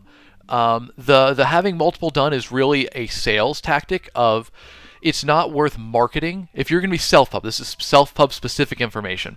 It's not worth marketing your first book really until you have other books that readers might like, because it's very hard to get a good return on investment on marketing one book. But if you market one book while having 3 more on your backlist, and you sell the book to one person, and then they enjoy it and go, oh, let me see what else they've written, and then they go and buy the rest of your backlist, really you've marketed one book but sold 4. That's really the dream of how you get return on your investment. So that's why you don't market in self-pub until you have multiple books out. Gangsta SpongeBob, I do play video games. I play Rocket League, Lord of the Rings Online, Puck. It is a physics-based hockey game on stream, free to play. I play a lot of video games. Sometimes I stream them. Advelios Archives, I hope I'm saying that right. Advelios. You still to this day don't know much about the difference between small publishing and traditional. So traditional is basically going with a literary agent who would represent you to a publisher, like Penguin Random House, for instance, or Tor Books. And you would be published through those big legacy established channels, and they'll put your ebook online. They'll also put your book in Barnes & Noble, etc. That's traditional publishing. Small press is going, you typically wouldn't have an agent, and you would talk directly to the publisher, and they're going to be a smaller organization. And they're probably going to publish your book largely online on Amazon. They might get it in bookstores, but it's harder for smaller presses to do it, but it's easier to get published through small press simply because there's more slots available, whereas traditional publishing can only publish so many authors each year. So yeah. T. Miller, yeah, everybody's correct. That would be a great question for Discord. I'll drop the Discord link again. Feel free to join us in there, folks. There's a wonderful community that answers questions, talks about writing, etc., etc. Grandmaster Sam, yeah, you do love Lord of the Rings Online, man. We talked about it before, right? Hop on, it's still going good. They just had that 64-bit server upgrade. It's going great. Great game, I love it. Thank you for the follows, everybody. Seriously, I appreciate you. Rafi, thank you for running those writing sprints in Discord. I'm sorry that I'm not running them on stream. We will get back to it, I promise it. But I want to focus on the folks coming in right now. But thank you for running it in Discord. I'm glad Sir Sprinto is getting used. Feel free to report your word count, too, in here. Nathan G., what's your best advice you can give to someone who wants to write but hasn't started yet? Have fun with it, Nathan. You need to enjoy your story before anybody else. So write the story that you want to read and let yourself just have fun with it, because if the readers can tell when you had fun. I know it sounds simple, but it's really true. Write what you want to read. Bryn, you said, how do you deal with very long writer's block? Well, I hope I don't get it, first of all, but if I do have it, the best that I've found for writer's block is basically kind of my writing sprint technique. I will just sit down, put a 5-minute timer on, and just force myself to write in the world of my story for 5 minutes. I accept it might not be good writing. I accept it might get edited out. Well, I very likely will, but it just forces you to just stop worrying about your writing and just 5 minutes, just write. Just get those fingers on keyboard. I find that tricks my brain into its creative mode, and then it kind of, when that 5 minutes is up, I want to keep going. So I kickstart that way. I like to do it in a separate format, Bryn, so I can go back with a cooler head and look at it later and decide if I want to add it in, because it's often not the best writing. It's really just kind of a kickstart, though, is the purpose of it. Crystal said, how do I get an agent? That is a tough one. You're going to query them with query letters about your book. And so I recommend, if you go to the Discord, I have a whole section of information about this. There's also just great YouTube videos about how to get a literary agent that'll break it down, because it's a long process. The long and short of it is you will prepare a query letter, which introduces yourself and your book and gives a pitch for the book, and then a brief bio of your any publishing credits you have. You would send that to literary agents that you think fit your book well. They will read it. They will evaluate the first couple chapters of your book that you send, and they'll determine, can I sell this? Do I love it? Do I want to work with this person? And if yes to all three, then they will extend an offer to you, and then you would work together to get that book published at a big publisher, specifically through using their contacts in the publishing industry. Latro is free, Mayhen. It's free up to level 60, I think. It's free for like 40 to 60 hours of gameplay, and then you just got to pay for each new DLC. It's an older game. It's from 2007, but they've been updating it. It's free for a long time. It's a great game. Advelios, you're going to join the Discord? Hey, rock on, man. Oh, and you got a pronunciation for me. Advelios. Advelios. Okay, thank you. I'll try to remember that. Enjoy the Discord. I'll see you in there. Hanky Wanky said, what book do you think does not deserve all the hype? Just sold a ton of copies when it shouldn't. I mean, that's kind of rude of me to answer. I don't want to bag on anybody else's book because I could say creatively what books don't resonate with me, but art is art, right? It's subjective. So I might think it didn't deserve to sell a lot of copies, but that's just because it didn't speak to me. If it sold a lot of copies, then it clearly spoke to a lot of people, and they liked it. So it's really just a subjective answer. But if I have to give one, I'm going to say Fourth Wing. I get that it's some people's stuff, but like, I don't know, it just, as books, it didn't resonate with me. It did not resonate with me. But it wasn't really for me, you know? Hey, Patricia Petrakis, you wrote a book and published it in 2023 before your daughter was born. Hey, congratulations, Patricia. Drop that title. Let us know what it is and what genre. Tell us about it. Crystal, you're about to be published by Fulton Books Publishing. I'm not aware of them, so I can't give you an opinion on them. I can pull them up real quick. I'm not familiar with them, but I mean, congratulations. I hope it goes well. That's awesome.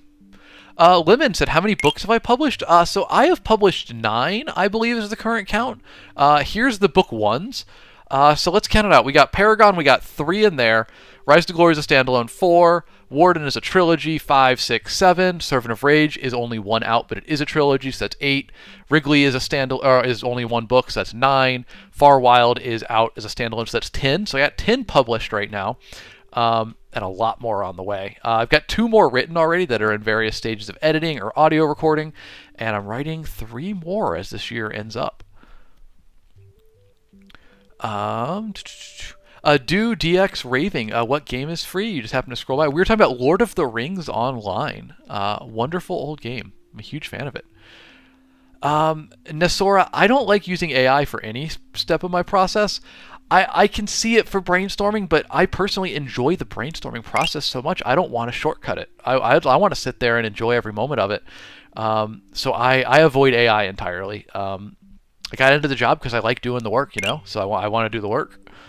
Impage, what books do you find don't resonate with you? I mean, that's a lot of books, just because, you know, it's a personal taste, you know. I've certainly gotten more picky since I've been an author, and I regret that. I wish that I just enjoyed more books more fully, but I mean, there's a lot of the life's too short to read books that you're not loving, right? There's always another one to pick up. Cat Dead, you're going to Romanticycon to meet Rebecca Yaros? Well, I hope you have a good time. That's going to be a big convention. Romanticy is a big genre these days. Have fun, my guy. Y'all, if I miss a question, please do ask it again. I do want to answer. It's just a lot of questions in chat, which I appreciate y'all being here. And reminder, y'all, on Fridays, we make fantasy maps live on stream. So come back at 7 a.m. Central Time on Friday. And we will make a fantasy map. We'll also be here Wednesday because we stream every Monday, Wednesday, and Friday, 7 a.m.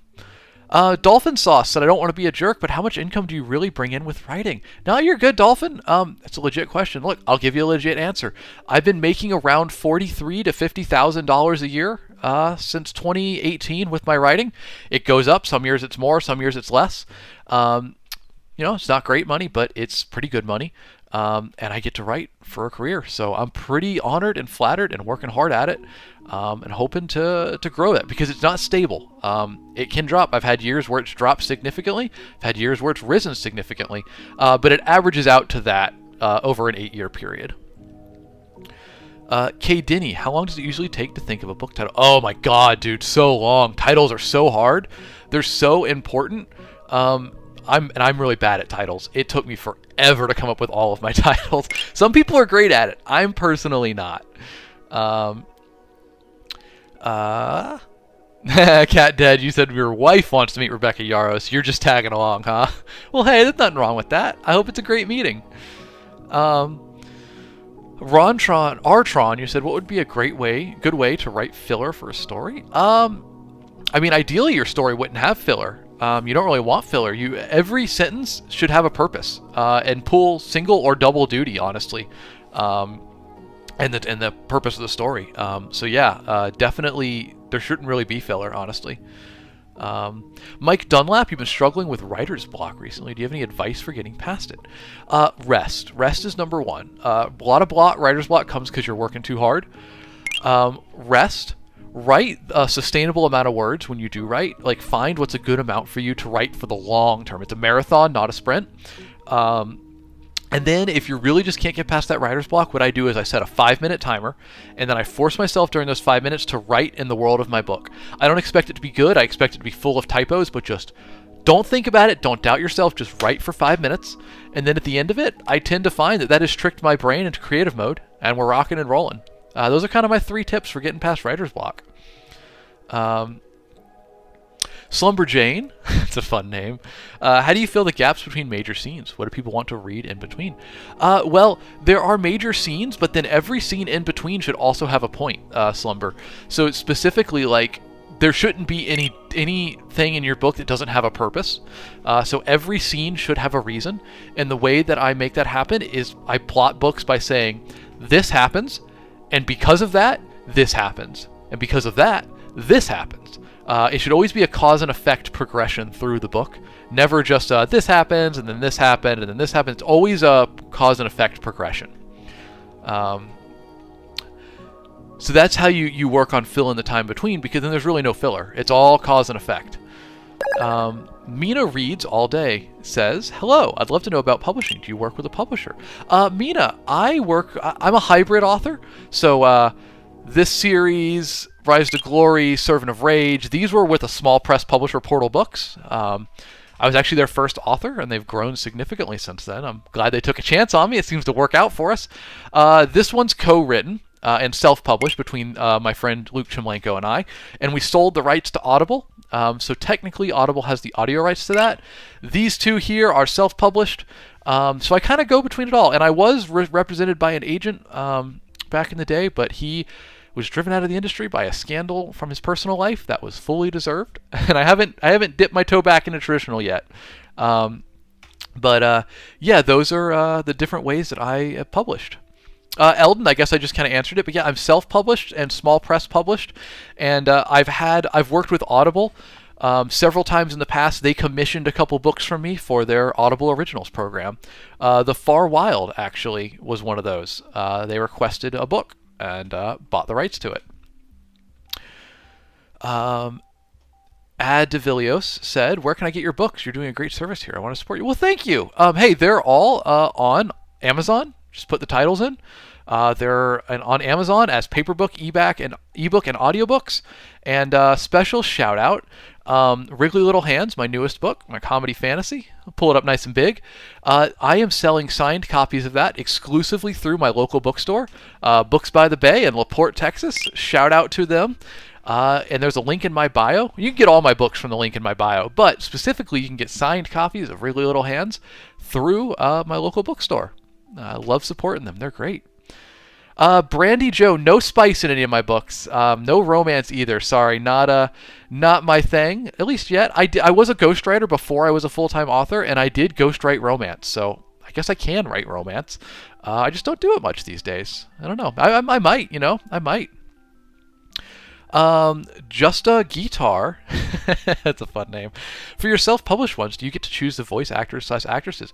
I get to choose it for all of them, actually, Justa. Different levels of work, but yeah, all all of the audio publishers I've worked with, I have gotten to choose and audition the narrators for the books, and it's been lovely. And for audio publishers, for Wrigley Little Hands, I worked with Sound Booth Theater. I love them. They're incredible. The Far Wild is Audible. Servant of Rage is Podium. Podium's been great to work with as well. Paragon is through Audible. We picked the narrator there. Rise to Glory is Audible. Picked the narrator there. And Nova Online, that whole trilogy, is also Audible. And we picked the narrator for that as well. So yeah, picked narrators for all of them. Geogram, welcome in, my dude. Good to see you. How you doing? By the way, thanks for the gifts, y'all. We'll do a quick... We got a rule around here. If you give a gift, you get a gift. So for everybody giving gifts, here's some goblins for you. Geogrim, that's for you, buddy. Mayhen, this is for you. Slumberjane, we're going to get 3 for you. There you go. There's some goblins for you guys. Don't feed them after midnight. Hide all of the matches and fire starters in your house. And I apologize, your house will never be clean again. But look, they're really cute, so it's worth the trade-off, right? Brandy Joe, if you ever mix your current work with romance, you'd love to read it. Well, thank you. You'll love to ARC read it. Well, Brandy Joe, if you go to my website, it's in my bio, I do have an ARC reader sign-up page if you want to join. Always looking for new ARC readers. Get off my lawn guy. How does ghostwriting work? Like, they give you a starting point? Well, it depends. There's different types of it. What I would do typically is I would have, when I was ghostwriting, I had publishers come to me and they say, we want a 120,000 word science fiction book, and here's our general idea. Or sometimes they'd have even a more developed plot. But sometimes what it simply was they said, we've identified that the industry right now would do well with a sci-fi book that focuses on the themes of found family, adventure, and it's got light romance in it, right? They'd give me those like 3 things, and they'd say, we want a book for that. And I'd say, okay. And I'd give them an outline, and then we'd sign a contract, and I'd write the book. That was kind of how it worked for me. I worked with a lot of very genre-specific publishers. Some fun prompts that I got back in the day. One of them wanted me to write a romance focused on roller derby. So I had to do a lot of research on roller derby. I also had one that they wanted a romance novella featuring cosplay. So luckily I was a cosplayer, so I was already familiar with that world, but we did write a cosplay romance back in the day. Haha, Rich says, stumbled on this my For You page. What's going on? Hey, good to see you, Rich. Welcome in, my friend. What's going on is I am full-time author, Alex Knight, been writing since 2018, and we're just doing a Q&A about books, publishing, writing. Any questions you want to ask, I'm answering. We were also doing writing sprints, but there's so many questions. I've taken the writing sprints off the table today. We'll get back to them on Wednesday. Yeah, I'm here every Monday, Wednesday, and Friday at 7 a.m. Central Time. On Mondays, we do Q&A and writing sprints. On Wednesdays, we typically, I take suggestions from y'all about the opening lines of your favorite books, and I read them on stream, and then we talk about why they're good.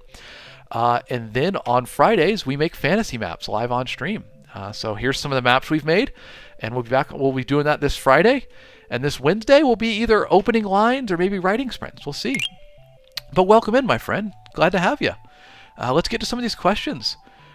Do I have a method for creating characters and personalities? Says MMR S86. MMR.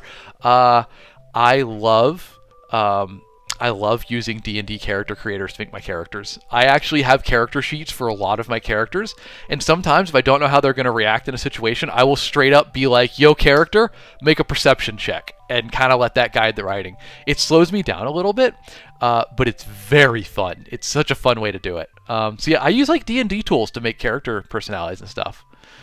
Toward, you said, isn't it always after midnight, though? For the goblins? You might have caught the loophole there.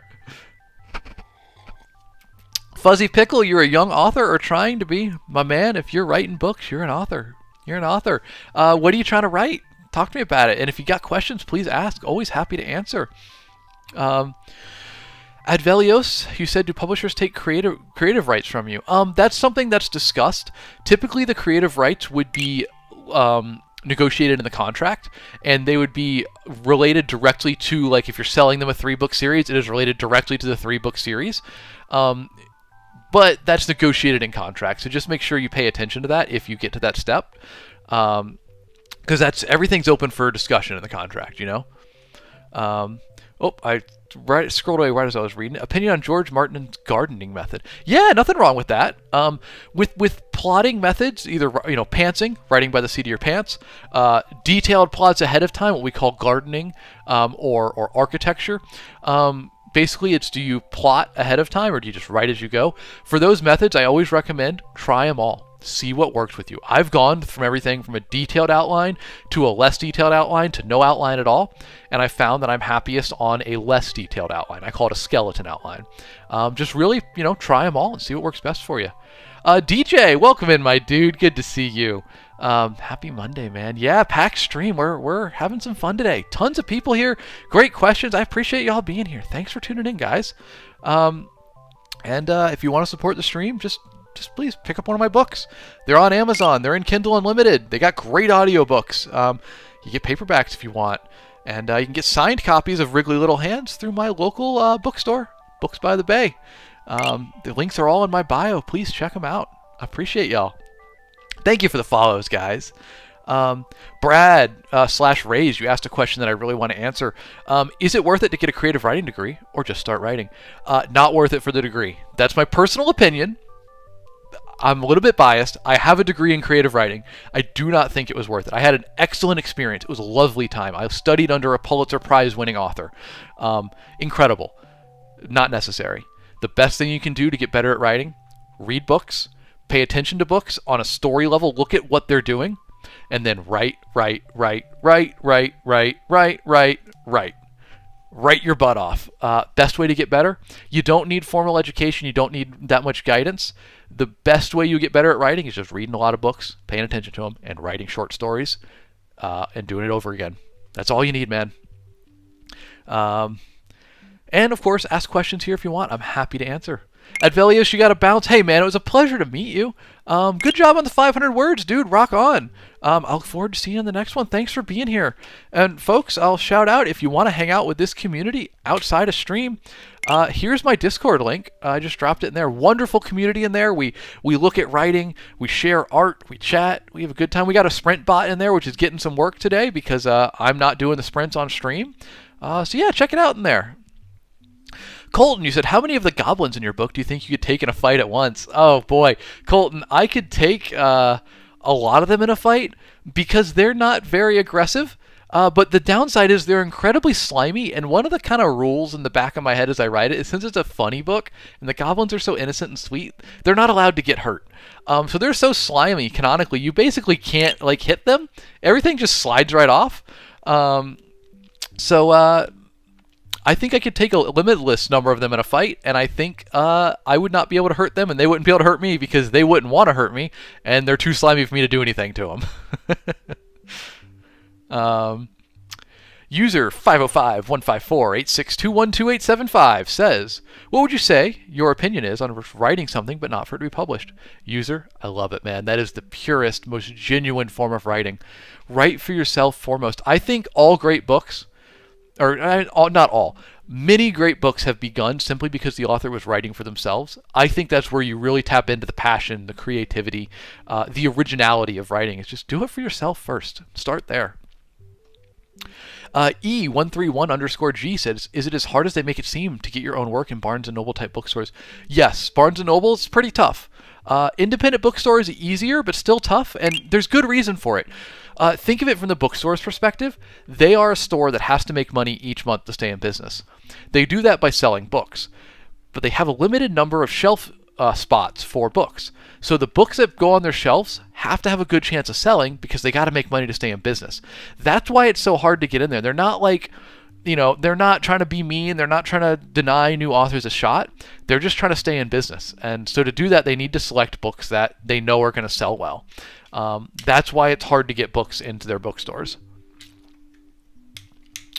TriStar Legend said, what if I have a concept but absolutely no clue how to execute or make it stand on its own? Nah, man, you're good. Just got to take a shot at it. Just give it a try. Don't worry about how good it is. Just write it. Write a short story in the world, or try to make the idea a short story and write it to completion, and then try another one. You just get better by doing. That's the best way to do it. Sorry, Shonen Chump, I think it is. It's cut off. There it is. Shonen Chump says, how would I go about actually trying to get my work out there after publishing and all that? Oh, Shonen, that's the question, my dude. That's the question. I like live streaming. It's the only form of social media that's worked for me. I just really enjoy being here talking to y'all. That's kind of how I do it. So shout out, y'all. If you want to try one of my books, here they are. Top 3 are fantasy. Bottom 3 are lit RPG. You can find them on Amazon. An audiobook, paperback, ebook. So Shonen, that's kind of how I do it. Beyond that, it's really, you got to find something that works well for you.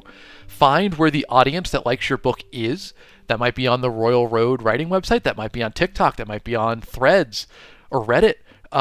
You got to find where your audience is and then just be a part of their community. Don't market relentlessly. Provide value if you can, and just be a genuine member of the community, you know? That's my best advice, at least. Sleepy says your husband keeps attacking you with ice cold feet. What do you do? Throw some ice cubes at him, man. Wait till he's chilling and then put some ice cubes down the back of his shirt. Give him some of his own medicine, huh? Josh says big stores should have a computer that you can use to find a new author based off things they like. Interesting. It's a cool concept. DJ says do the thing is so often the best advice for creative pursuits. Yeah, 100%, man. And enjoy it, you know. Chase your passion. Just make sure you're excited. Orbit Knives says, are you good like Quan Mills? Y'all love... I'm going to have to start a Quan Mills counter here. Look, I've got my Asmongold counter because people say I look like Asmongold, which, by the way, look in, the Asmongold counter is sitting at 37 at present. We're going to need to start a Quan Mills counter because it gets mentioned so much. Ivory Otero says, you got a recommendation for a fantasy book that includes vampires and elves and all that? Look, I mean, if you're specifically vampires and elves, I'm going to shout out Terry Pratchett. A lot of vampires in Pratchett's books in a unique way. I don't know the specific ones off the top of my head. That's a good fantasy rec. I mean, I love, if you want to go real classic, I love the Dragonlance Chronicles. Like, that's way back in the day, but that's a good starter. And I'll always shout out... oh, you know what? Vampires and elves. Hold on, I got this. Joe Abercrombie's new book, The Devils. Exceptional book. It's got vampires and elves as main characters. There's perfect. There we go. Assassin Connor 4 says, how do you feel about fan fiction as a way to gain expertise for writing? Love it. Absolutely love it. Fan fiction is incredible. So many great authors started in fan fiction. Fan fiction does not get the respect it deserves. So yeah, you're not writing in original worlds and you can't sell it, but you're still writing, you're still practicing, you're still getting better. Love fan fiction. Absolutely. Where was it? Marina, you said, how do you keep focused on one book and not jump to new ideas? It's tough. It's tough. Practice, really.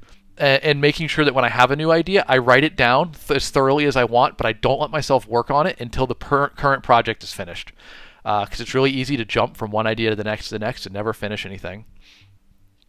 Green Frog 9, how many pages on average are your books? Around 350 to 450 in paperback format. Like, here's my most recent one. This one, Wriggly Little Hands, is 353 pages in paperback. It's a little bit shorter. Mine tend to be around the 400 to 450 mark.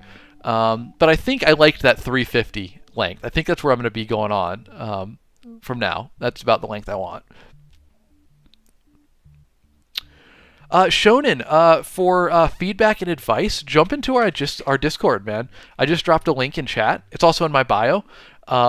We do a lot of that in there. We help each other out. We critique writing. We give advice, etc., etc. It's approaching 200 members now, too, so please jump on in there if you want. Tommy, what was your first published book? If we pop over here, my first written was Servant of Rage. My first published was Warden down here. First book of the Nova Online trilogy. I actually wrote Servant of Rage first, and it was repped by the #1 agent in North America, who was then driven out of the industry by a scandal in his personal life that was entirely deserving to drive him out of the industry. Not good stuff.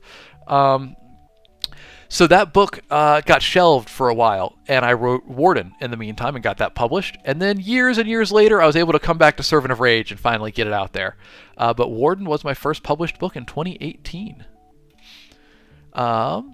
Misfit, what do you think of Dungeon Crawler Carl? Dude, I love DCC. Fun book. I love that it's a little bit dark too, if you think about it. Like, there's some horror going on in there, but it's really funny. Incredible audio narration by Jeff Hayes and Matt Dinneman. I haven't interacted with him directly, just here and there. He did follow me on TikTok, so I feel special. He seems like an awesome dude. Just a class act. I'm gonna meet him this July at Lit RPG Con, so I'm excited about that. But I love Dungeon Crawler Carl, and in fact, Jeff Hayes, the narrator of it, is a guest narrator on Wriggly Little Hands. So if you enjoyed the Dungeon Crawler Carl audiobooks, well, Jeff Hayes is on mine too. Yeah, I love DCC. It's awesome. T. Miller, you sent me a message on Discord. Sick, dude. I'll check it after stream. Hammer War, you said Project Hail Mary. Awesome book. Love Angie Weir. Love Andy Weir's stuff. Great book. Cannot wait for the movie. Jamie Wilburn, author. Hey, what do you write, Jamie? Let me know, man. Congrats. He said, how many books did you have published before you made enough passive income to go full time? It's hard to say because I was a ghostwriter full time before I was an author, and I transitioned. I dialed back my ghostwriting and dialed up my author stuff under my own name. I think I had 4 to 5 out. And what really happened was I signed onto a deal that was a lot of money, very good deal. It was a unique moment, but I signed on for a deal that made me a lot of money. So I was able to spread that out over 4 or 5 years, and that helped float me as I worked more on writing my own stuff. But I think 5 to 10 books is where you want to be, selling consistently,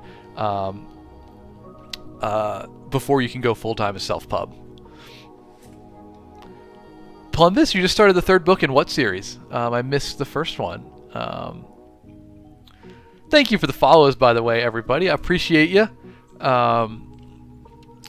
Seriously, thank you. Thanks for being here.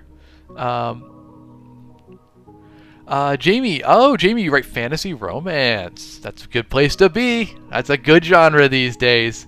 Rock on. Mayhin, you said, how do you sit and type? Making worlds and story no problem, but typing no dice. You get bored? Have you tried dictating? There's a lot of speech-to-text tools out there these days that work pretty darn well. If typing, doesn't work for you, try dictation. Sorry, bro, I watering my carpet said, do you have any tips for writing believable villains or side characters? Yeah, here, I love this one. Every villain thinks that they are the main character and the hero of their own story. So make sure they have a good reason for doing what they're doing, and make sure they believe in what they're doing. Your villain should think that they are the main character of the story, basically. That's my number one tip for writing villains. It makes them believable, it makes them fleshed out, and it gives them a reason for doing what they're doing. Because what you don't want is your villain, when they're not on page, to just be off, like, being evil, and then they appear on page solely to be there as being an obstacle for the protagonist. That shouldn't be the case. The conflict happens because the villain wants something and the protagonist wants something, and they clash on that. The villain doesn't exist just to stand in the way of the main character. TriStar, spin on my question. Can I just sell my concept for someone because I'm not great at writing? Not really. There's a saying in the industry that ideas are easy, execution is hard. It's generally pretty easy to come up with ideas for a story. It's really hard to execute on them. And also, a bad idea executed on well will be a better book than a good idea executed on badly. It really comes down to how the book is written and the craft of the writing. People tend to put too much importance on how good the idea is, how original it is, and what really makes a good book is how well it's written and how well it makes you feel, etc., etc. Malfeasance says, what do you think about Shadow Slave? I don't know it. Let me pull it up, see if I do know it, maybe. Yeah, no, I'm not familiar with it.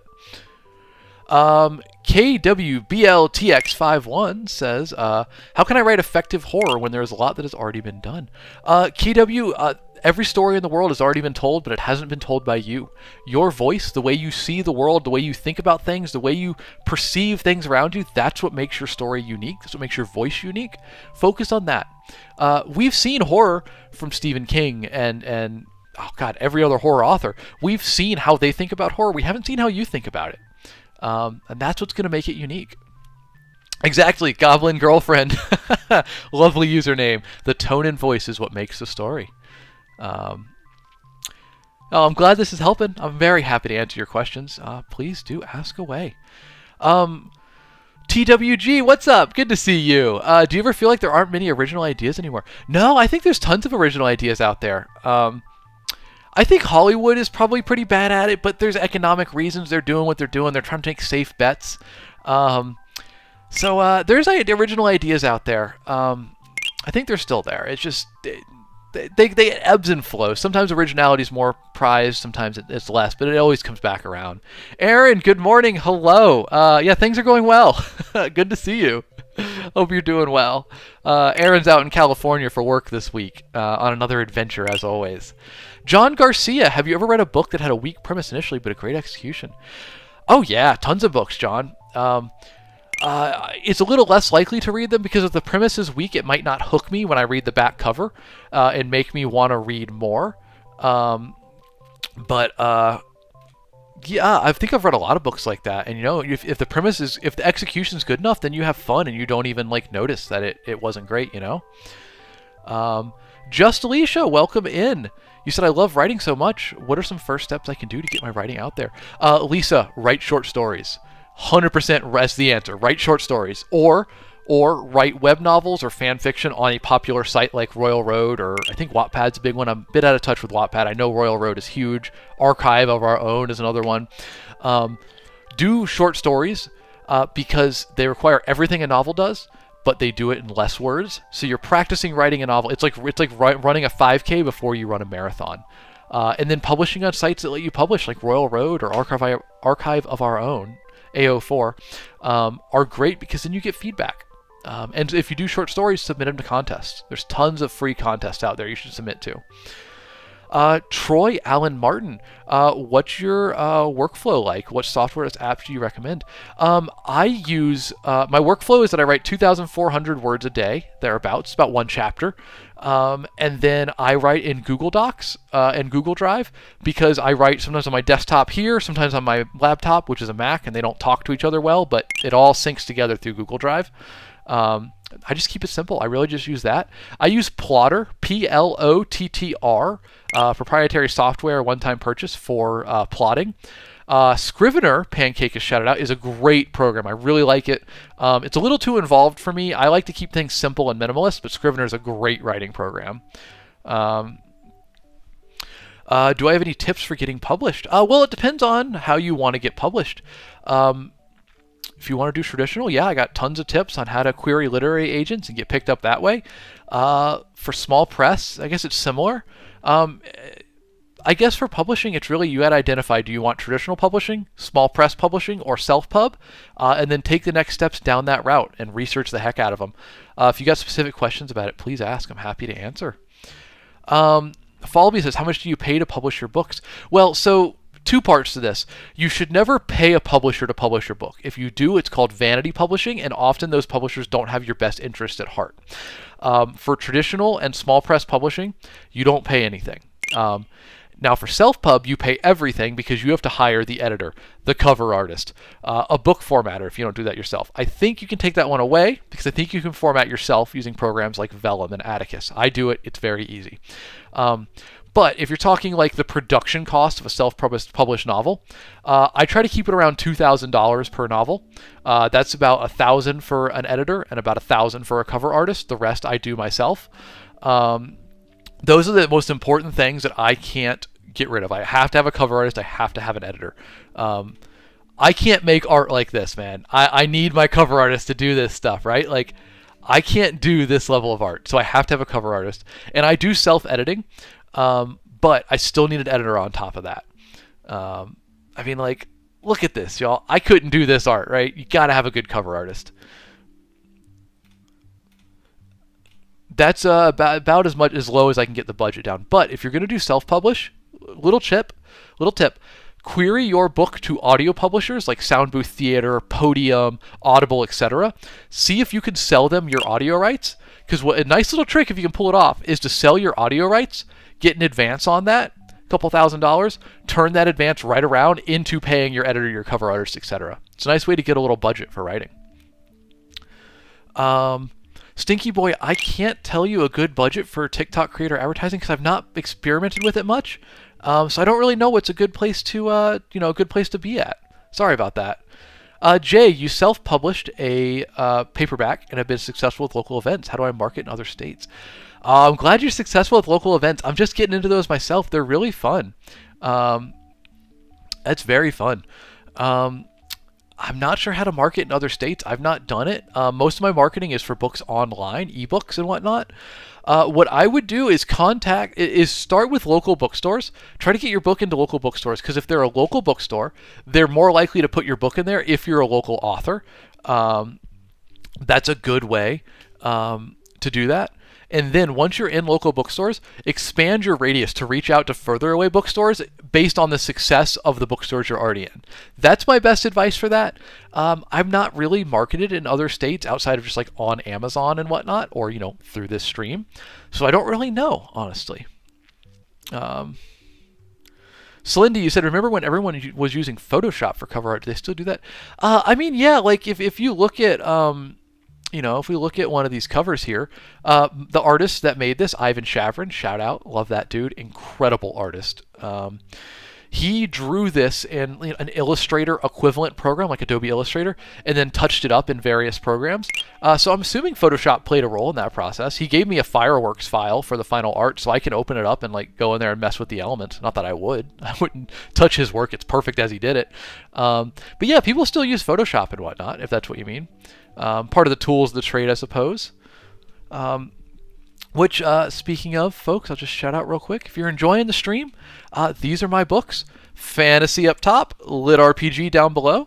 Please give them a look. They're on Amazon as ebooks, paperbacks, audiobooks. If you got any questions about them, please ask. But if you want to support the stream, hey, just grab one of my books. I'd appreciate it. You might enjoy it. They're all in Kindle Unlimited, too. So if you're an Unlimited subscriber, get them for the cost of your subscription. Oh, with actual people on the cover, Slendy. Oh, Romance is doing that still. Romance is still doing that.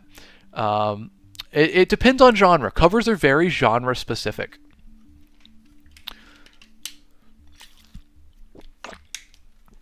Cakes, you said, how much of a story do you know before you start writing the book for it? I do a bullet point outline before I start writing. That's how I like to do it. Some people do more, some do less. That's my happy spot. So I know the general direction and arc of the story, but I leave room for creative pivots, because sometimes I have a good idea in the middle of the story. In fact, my best ideas often come in the moment, and I want to make sure I am creatively free to pivot onto that idea and figure out where it's going, you know? Blue Icy, I'm doing good. How about you, my friend? Welcome in and happy Monday to you. Eric Richardson, I don't know if you do D&D, but I'm working on writing my old campaigns into book form. Any tips? I do love D&D, Eric. I'll be DMing a campaign coming up, and I've played in the past. I'm a huge D&D fan. My tips for that, for turning your D&D notes into books is make sure you keep the general core idea of the story, but make sure it fits into a proper arc for a book. You know, campaigns are a different thing than storytelling. There is an expected format and flow for a story. You know, look up typical outlines, because there's, you know, 3-act structure, rising action and falling action, the increased pace as you build towards the climax. These are standardized, mapped out elements of how to format and write stories, how to plot a book. Make sure your arc, your notes fit into that, because readers expect that. Jay, how many copies do you tend to sell of each book, or how many do you expect per month? General stats. Jay, the math that I've calculated is if I can sell 1,500 copies of a book in a year, based at my writing speed, I can sell enough to keep doing this full time. So I try to do 4 to 5 books a year, and I try to sell 1,500 copies of each. That's my target, basically. Good question. Blue Icy, what was your very first book? My very first book was right here, Warden, the first book of the Nova Online trilogy. That was my first published. My first written was this one, Servant of Rage. It just ended up being published way later, after a lot of rewrites and improvement. Thank you for asking, Bluey. Blue Icy. Thomas Nolan, what's up, my friend? Good to see you. Welcome in. Thank you for the heart me. Re-up in the stream team. I appreciate you, buddy. Get Off My Lawn Guy says, when you query to agents, is it broken down by genre? It is, yeah. You're going to want to find, in your research for a literary agent, you will look at the genre that they represent and are interested in representing, as well as books they have sold in the past in that genre. So you do pick your agents based on, are they interested in the things you're interested in? Do they sell books that are like your book? And do you think that you guys would get along? Because it is a collaborative effort, you know?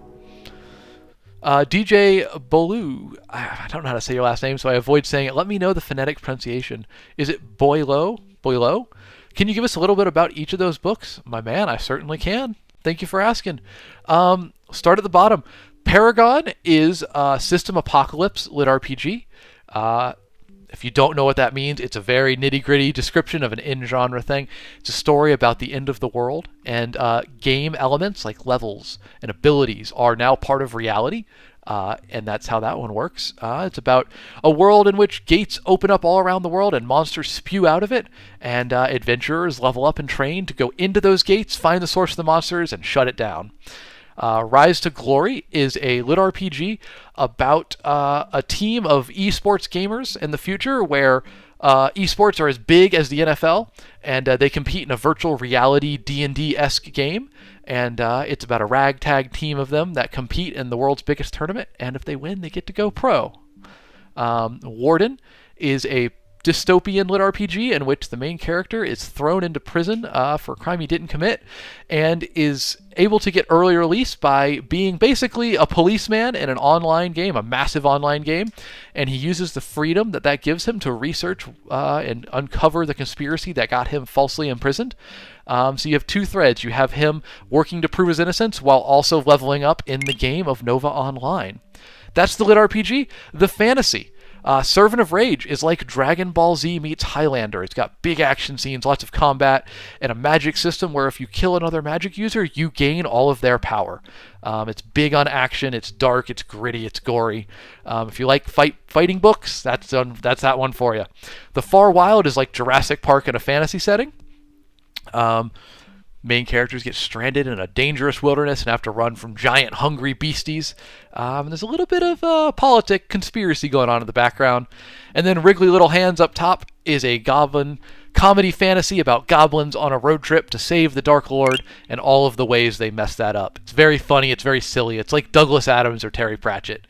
So yeah, there's a little bit about all my books. You can find them all on Amazon.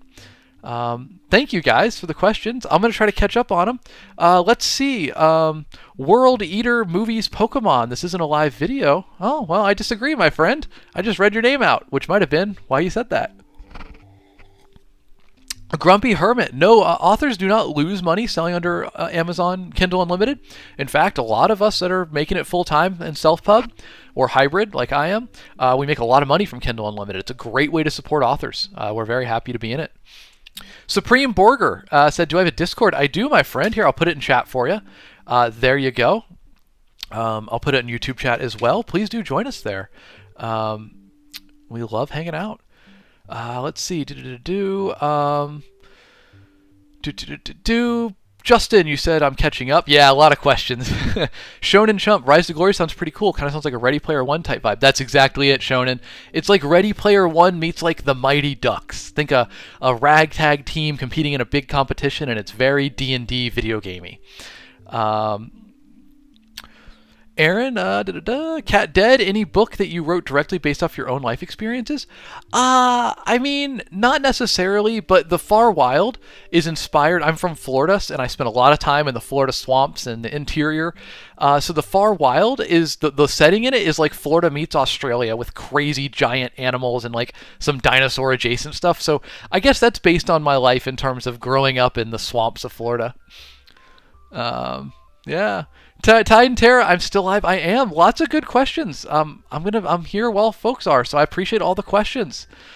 Mayhin, you said, is voice acting a good outlet or job for books like audiobooks? Yeah, it's a great job from what I hear. I don't know how much they make necessarily, but I work with a lot of good voice actors and narrators. It looks like they enjoy their jobs. It looks really fun. It's hard work, but I don't know. They seem to have a good time with it. Gio, how you doing, my friend? Good to see you, buddy. Welcome in. I hope you're doing well today. And when you first started writing, did you go straight to thinking about publishing books or go to AO3? Yeah, I started with Right to Publishing, but I wasn't really aware of other platforms like Wattpad or Royal Road, et cetera, et cetera. I found out about them a bit later, but I don't think there's any problem with doing both, honestly. Those platforms are wonderful practice. Wonderful practice. Highly recommend. Grandmaster Sam, favorite childhood book. It is on my shelf over there. I'll have to get a picture of it sometime. It is Wind in the Willows. I was gifted a copy on the day I was born, and signed by my grandparents, who have since passed. And I keep that on my shelf, front and center on a book stand. It is my favorite childhood book. Noah Payton, how do you pay the bills? Oh, by selling books. I sell these bad boys, and I get advances from publishers, and that's how we try to make it work. Oh man, I'm glad I've been a big help. I love being here. I love answering questions and talking to y'all. So thank you very much for being here and asking questions. I'm honored that you're stopping by. No, Papa Teacher, it is not true that publishers aren't accepting new work because of AI. What I've heard right now is a lot of publishers have overbooked their pipeline. They've acquired too many books, so they need time to publish those books. I've heard a lot of them are booked up through 2028 right now. That will change. If you're going to query publishers, hold on to your books. That will change. They will publish those books and then need more. It's just a bit of a weird thing that the way the economics were going, they were incentivized to lock up a lot of books quickly, and that's what they've done. It's not AI that are stopping publishers. They know AI writing when they see it, and they're not picking up AI writing. Blue Icy, you said what book you're proudest of and why? Oh man, I mean, I'm proud of all of them. I love all my children, but the answer to this one is Wriggly Little Hands. This is the truest book I've ever written for myself. I've written a lot of books because I liked the idea and it was exciting, but I've always wanted to write comedy, and publishers and agents and editors have always told me comedy, there's not a lot of money in it. It's a rough bet. It's hard to sell a comedy book. I've had publishers literally pass on Wriggly Little Hands because they can't sell comedy. And I finally, after 9 other published novels, said, screw it. I want to write the book I want to write. I want to have fun and just write silly jokes, and that's what Wriggly Little Hands is. And it is my second best-selling book ever already. It's on track to be my best-selling ever. And y'all, chase your passion, write what you want. Wriggly Little Hands is the book I'm proudest of. And I think that I love the fact that when I wrote it, I had fun writing stupid jokes into the book. Then I got to get up from my desk, go to my wife's office, and tell her stupid jokes that I just wrote in the book. Then my editor read the book and laughed at the stupid jokes. Then I had to review their edits, and I saw the stupid jokes again and laughed at them again. And now readers are reading them and laughing at them. The sheer quantity of joy that has come out of that book makes it my favorite by far. It's just incredible. I love that so much. Melissa, you said 2028. I have so much time for querying. Yeah, don't let that stop you, though. Don't let that stop you. Zeepa Nation said, how difficult was it to write my first book? It was tough. It was tough, but I wrote a lot of short stories beforehand, so I kind of knew what I was doing. So it wasn't that bad. It went through 3 different rewrites, so I guess that was pretty rough. I spent about 2 years on my first book rewriting it. That was pretty tough, but you get better every time you practice. Elena on YouTube, you can buy my books all on Amazon. If you go to my links in my bio, I got a link tree that links to them all. They're all on Amazon. You can also get them from my local bookstore. Shout out to Books by the Bay in LaPorte, Texas. Lovely little bookstore. I'm so in love. I'm so charmed by them. You can get signed copies of Wriggly Little Hands there. It's an exclusive place that I sell signed copies. Support your local bookstores, folks. Timmy Turner said, how many hours a week do you work as a full-time author? Timmy, theoretically, I work 7 a.m. to 4 p.m. each day. That's my goal. Realistically, I frequently work 9, 10, 11-hour days. I'm trying to get that dialed in and just make it 8-hour days, but when you work for yourself, you set the schedule, and I just always more to do, so I'm always working more. I'm really in a grinding phase right now. I'm really trying to get to a comfortable point where my income is stable enough. I do this full time, but the income is not stable. It's up and down, I could have a bad year and not make enough money to keep doing this. So I'm really grinding to try to stabilize the income and make it a bit more comfortable. Ransom notes. At what point do you source an editor? I start looking for an editor when I'm close to finish. Well, I look for an editor when I'm starting the book because I know that I'm going to finish it. I have a timeline to keep to. For newer authors, I recommend you start looking for an editor after you've finished the book. It's not worth putting your time into an editor if the book's not done and there's a chance you're not going to finish it, right? But it's different for everybody, you know? It's different for everybody. Victor Palazzo, author. Hey, welcome in, my friend. You said aspiring author here. Do you publish your books by chapter or all in one? Well, first, Victor, I got a challenge for you. What do you write, my friend? Tell us about it. Drop us a title if you got one. Do I publish my books by chapter or all in one? I publish them all in one through Amazon and bookstores, audiobook as well. That's how I like to do it, but I love the chapter by chapter format on Patreon or Royal Road. I think that's a wonderful way to write, and I highly recommend it. There's nothing wrong with it. It's a great way to get writing out there. I might even look into it in the future. GW said, are you Asmongold? Hey, folks, you know what that means. The Asmongold counter ticks up another time. It rolls on over. 38 Asmongold references. What's up, my guy? Welcome in. I appreciate the reference. Vladimir Puddin says, tell us the in-depth economic goings-on of your world, tax rate and exchanges in the market. Well, Vladimir, my most recent book, this one right here, is a comedy fantasy, so it's not too fleshed out in that regard. Pretty much everything serves the comedy. This book series is meant to be lighthearted, fun reading, so my rule of thumb is I'm going with whatever serves the story best and whatever's silliest. I do have a dragon in there who has hoarded enough money to crash several economies, and then there's a lot of jokes about that. So I guess you want to talk about tax rates and economies. The first thing we should do is probably stop the goblin or the dragon hoarding billionaires worth of untaxed income.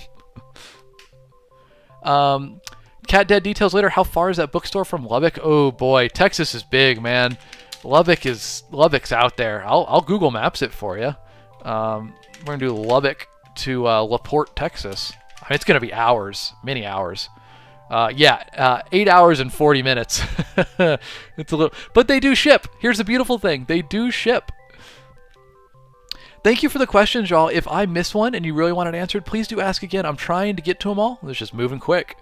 Blue Icy, have you ever used a program to talk to write a book? Oh, like dictation, yeah. I've been using that with Google Drive. Google Docs has a built-in program for it. It works really well for me. I do like it. Honestly, I think it's a really interesting way to write, and I want to experience it more. I want to practice with it more. Gerard Parasmo said, if you had your own capital, could you go solo and publish your own, or is it risky? Oh, yeah, Jared, you could totally do it on your own if you've got startup money. I think what you should do before just jumping in feet first is publish lost my train of thought. Publish a book while keeping your day job, but investing, don't invest money into advertising with your first book if you're self-publishing. Write one book, then write a second book that is in the same universe as the first one. Doesn't have to be a direct sequel. In fact, it shouldn't be a direct sequel, but make it in the same universe. The idea here is the best way to make money in self-publishing that I'm aware of is you want to publish a bunch of books all in one world. Then you want to find readers that like that first book. And if they like that first book, they're going to go, does this guy written anything else? Oh, look at these other books they've written that are in the same world. Of course I want to read that. And they're going to read those. The idea is you want to sell your first book and then convert people into reading every other book in that series. The reason you don't want to do direct sequels is a sequel to a book. Book 2 is never going to sell more books than book 1. It simply isn't going to happen. The only person who's going to read book 2 is a person who read and liked book 1. So you're going to have a good read through on that. But if you do books all in the same world, but not direct sequels, people can pick up other books in the world without having read the first book, but you get the added bonus that if they do read the first book and like it, they're more likely to read your backlist. The reason I say all this, publish several books in the same world that aren't direct sequels, then use your money to start marketing the first book. That way, every marketing dollar you spend, if it brings in someone that buys book 1, excellent. That's fine. You're probably going to lose money on that. But if they enjoy book 1, they're going to look at your other stuff, and that sale might turn into 2 sales, 3 sales, 4 sales, every book in your backlist. That's how you make it as a self-published author. Calvin Creighton, I do help new-time writers, first-time writers, new authors, absolutely. By by all means, ask questions. I'm always happy to help. And also in the Discord here, I just dropped it in chat. Join our Discord, folks. It's for the community when I'm not streaming. We hang out there and we answer questions there as well. Meta VTVA says, what should I learn to start writing stories? Meta, read books you like, write short stories that you want to read. That's it, man. That's it right there. Short story is 2,000 to 10,000 words, 1 to 5 chapters. There's plenty of contests out there you can submit them to, or you can write chapter by chapter on a website like Royal Road or Archive of Our Own. All you need to start writing is to read books you like, think about why you like them, and then write books that you'd want to read, or in this instance, short stories. Start there. That's the best thing you can do. Victor, I asked for your title, and you said The Wonder Keepers, Rise of the Arcadians, war story of toys versus video games in a mall. Dude, that sounds cool. I like it. Y'all, give Victor a check out. Go to his profile, see what's going on over there. I always want to support new authors. Grumpy Dad Bear, I do write fantasy, my friend. Yeah, some high fantasy. I think this one, top 3 are fantasy. Bottom are lit RPG. These are the book ones. A lot of these have sequels. This one is low fantasy, kind of grimdark. This one's more middle of the road fantasy with thriller elements, kind of Jurassic Parky. And this one is fantasy comedy. It's very Terry Pratchett, very goofy. You could probably call it high fantasy. It more so pokes fun at high fantasy. And you can find all those on Amazon, an ebook, audiobook, paperback. They're also on Audible, and they're at your most local bookstores. Can order them for you as well. Thank you for the follows, everybody. I seriously appreciate you. Into Mind Night said, can you describe your flow state as a writer? Oh, dude, it's just about getting the creative gears turning, getting excited, and then tuning out the outside world and just hitting those keys, man, just tearing it up. Which normally I write on stream, but y'all got so many questions today that I wanted to focus on answering them all. But in future streams, I do writing sprints on stream. Come join with me on those. That'll help you practice getting into the flow state, because that's the purpose of it. I'm here every Monday, Wednesday, and Friday at 7 a.m. Central Time. And also, folks, that's the wrong one. Nope. I moved my scenes around. There it is. On Fridays, we make fantasy maps live on stream. We're making this one up top right now. So on Fridays, 7 a.m. Central, come make some fantasy maps with me. It's a lot of fun. Love to have you. Here's a good one. AJ Nora, fantasy author, said, do you use paid ads, Facebook or Amazon or something else? Are you in KU or wide? AJ, I am in KU, and I've started learning ads. I'm waiting to run ads until I have more books published in the world of Wriggly Little Hands, because that's like my thing going forward. That'll be my legacy, I like to think of it. So I'm writing more books in that world, and then I'll start running ads for Wriggly Little Hands, which is the first book in that world. But I'm learning ads. I'm not good at them yet. They're tough. They are tough. Other name wasn't available. My long-time stream viewer here. You said, on the topic of flow state, how do you turn off the creativity when you aren't able to write? You don't, man. It's not off or on. It's always on. I have... my display capture is messed up right now, so I don't know if I can show it, but I gotta fix this after stream. If we go to can you see that Google Drive? I can move it into frame a little bit. If we put it in here, if we go to this folder, story ideas and plot fragments, I have 96 folders or documents in there that are story ideas, snippets of dialogue, plot points, storylines, just stuff that I'm always thinking about in the background. I just record them all in there and, get to them. I get back to them when I can. Antiquity, good to see you, dude. Welcome back in. You said, what's your favorite map you've made?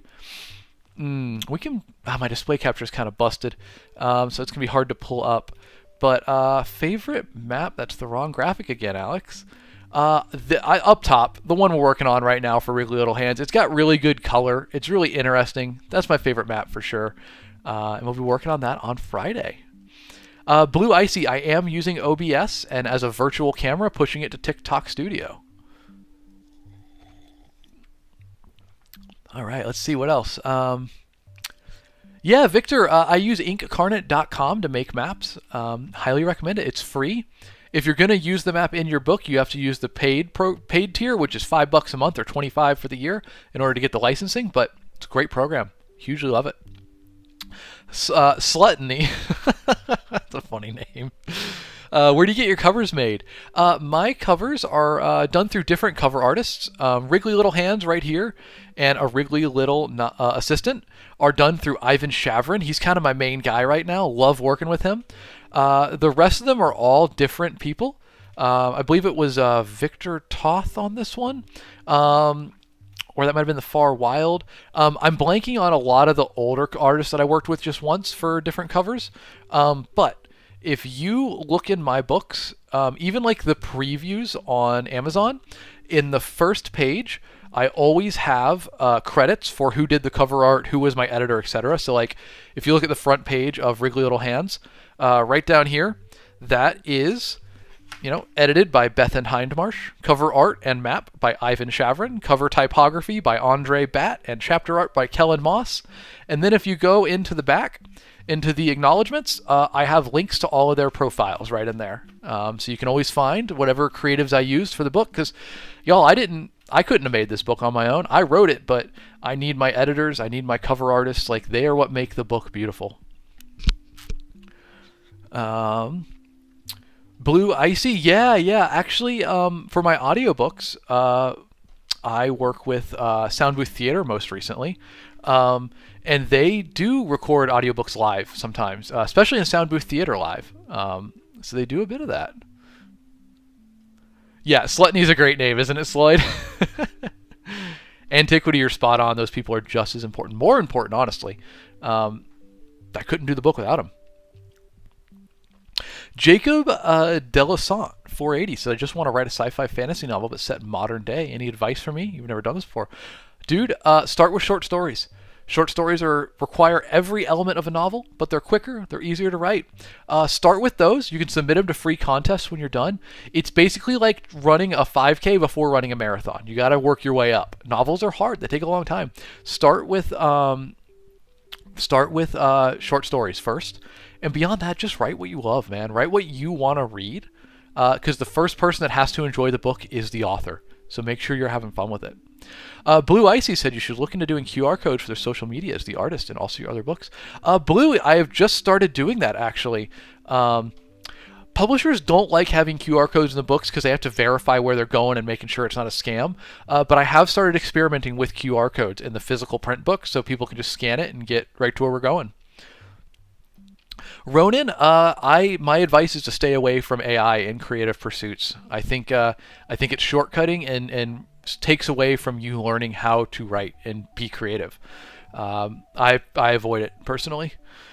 Ethan Michael, as an author, can you tell me why Patrick Rothfuss is taking so damn long? I can't, and I really wish you would write that next book. We need Doors of Stone. We need it. We need it. Jacob, you're very welcome. I hope that helped.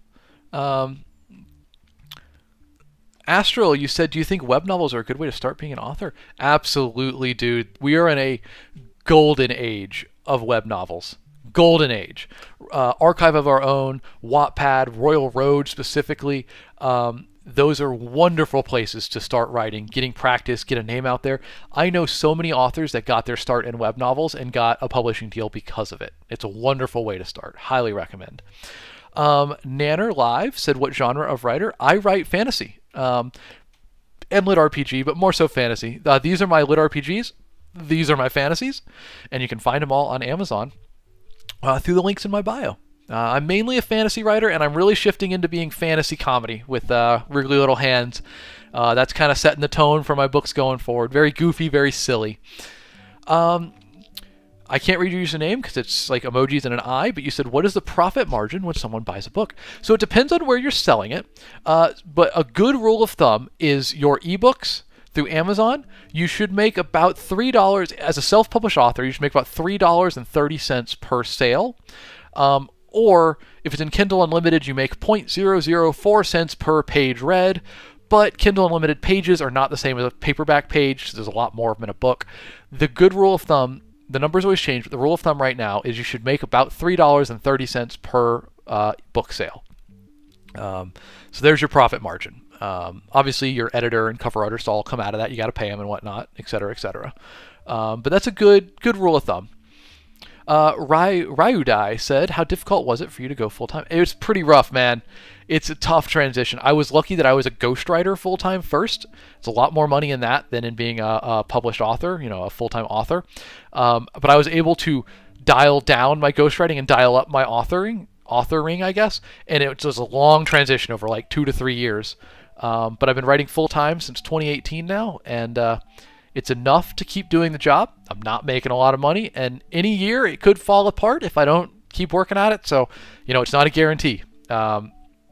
So I keep working hard at it to, hopefully make it to a point where it's comfortable and not just, okay, I can keep doing this another year, but actually I can, live a bit more comfortably from it. But hey, I still get to do an absolute dream job. I ain't complaining. I couldn't imagine doing another job. Nanner Live, you're currently writing a thriller sci-fi book. It's called A Traveler's Tale. Rock on, dude. Good luck. And if you got questions as you're writing, please come here and ask. We're always happy to help. And y'all, when I'm not streaming, please check out our Discord. I just dropped the link in chat, or you can grab it from my link tree in my bio. That's a wonderful community where all the folks from stream hang out, help each other, critique writing in a positive way, give advice, chat, have fun. It's a great community. Please jump on in there. And I appreciate all the follows, guys. Thank you so much. Holy cow. Y'all are incredible. All right. If I miss your question, please ask it again, because I do want to answer them. Chat's moving. So James.Trahant, how do you get your books on Amazon? So you write the book. If you want to self-publish, you write the book. You get an editor on it. Then you use a program like Vellum if you're on Mac, or Atticus if you're on Windows. You format it into an ebook file, and then you upload that to Amazon through their Kindle Direct Publishing, KDP portal. You upload the cover, you smack it all together, and you publish it. So that's just the short story, but there's a lot more to it. There's a lot of good guides out there, because they'll go more in depth than I can in just a 4-sentence answer. Neptune, I'll double check your math on that. You said 75,000 sales a year to be comfortable. Well, I wouldn't say that, because let's see, that would be, you said 75,000? That's like way too high. If you're making on average $3.3, $3.30 per sale, I'm targeting, let's see, we're doing the numbers here. I'm targeting 15,000 books a year is what I'm trying to target. That's what I would consider, that puts me at $50,000 a year profit, or sorry, gross. You got to take taxes out of that, got to take paying people and stuff. But that's what I'm trying to achieve consistently.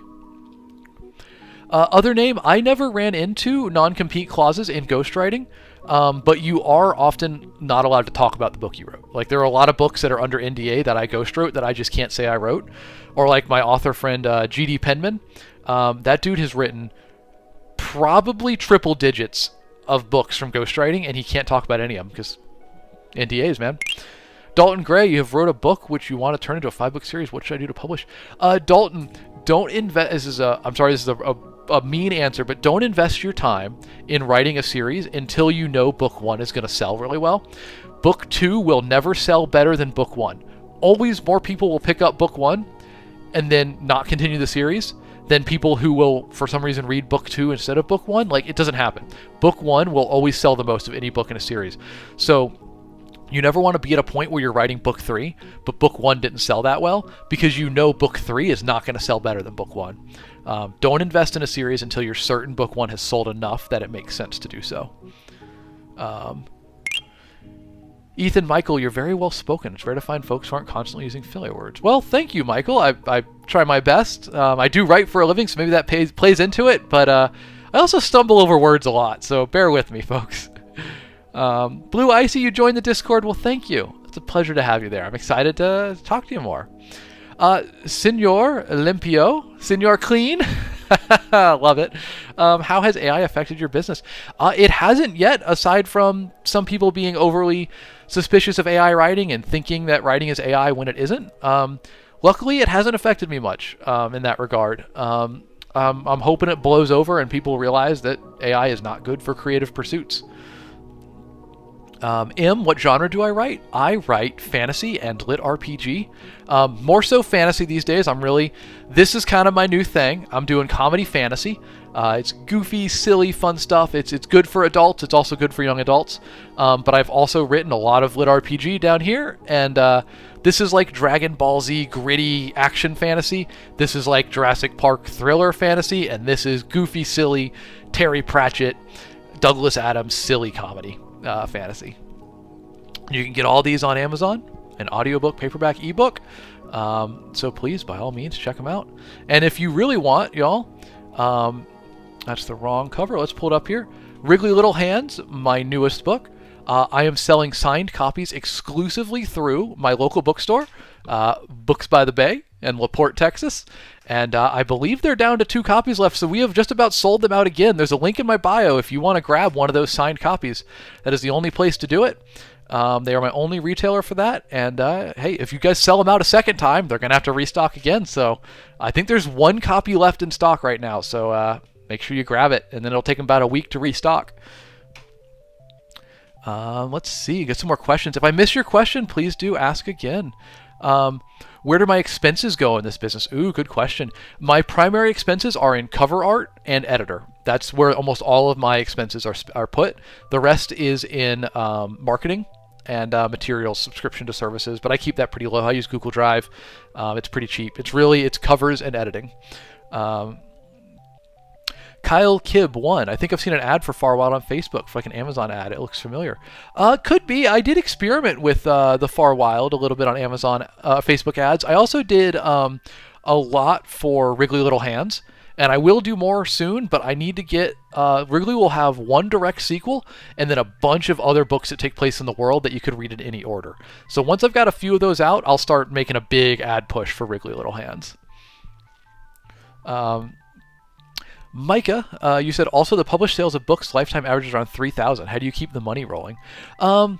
It's about continually writing new books. I'm lucky that I can write about a chapter a day. So I write a book in about 2 to 3 months. I try to do them on a 10-week production cycle. So I can write about 4 to 5 books a year, and I can publish 4 in a year. So the way I do it is just keep them coming, keep new releases out there. And then keep marketing the old books.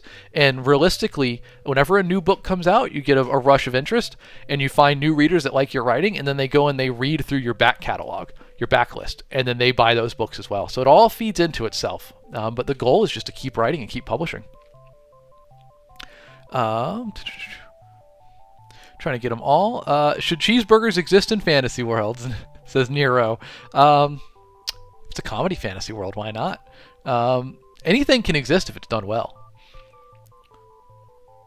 Micah, yeah, that's pretty accurate. You recently read a survey that stated most authors only sell 250 copies of an independently published book. That's pretty accurate, and traditional publishing is not too much better either. It's a hard world in publishing. But it's a beautiful job. It's hard. You gotta keep trying to find new ways to market and sell books. Blue Icy, thank you for being here. It was a pleasure to meet you. Have a great day, and hey, I'll be back on Wednesday, 7 a.m. Central Time, so hope to see you then. Thanks for the great questions. Y'all, I'm not great at marketing. Live streaming's one way that it's honestly the only way that's really worked for me. I also booked a sponsorship with Roll for Sandwich. They did a sponsored video that did really well. That was a great marketing method for me. Beyond that, I'm still learning. I'm messing with ads a little bit in the background, but really the best way I think to do marketing is to find your audience. Find the people that like your book or like books like your book, and be where they're at. For me, that's TikTok, live streaming. So I'm trying to be here with y'all, just be in the community, be helpful, provide value, and pimp my books once in a while. Got to put them out there.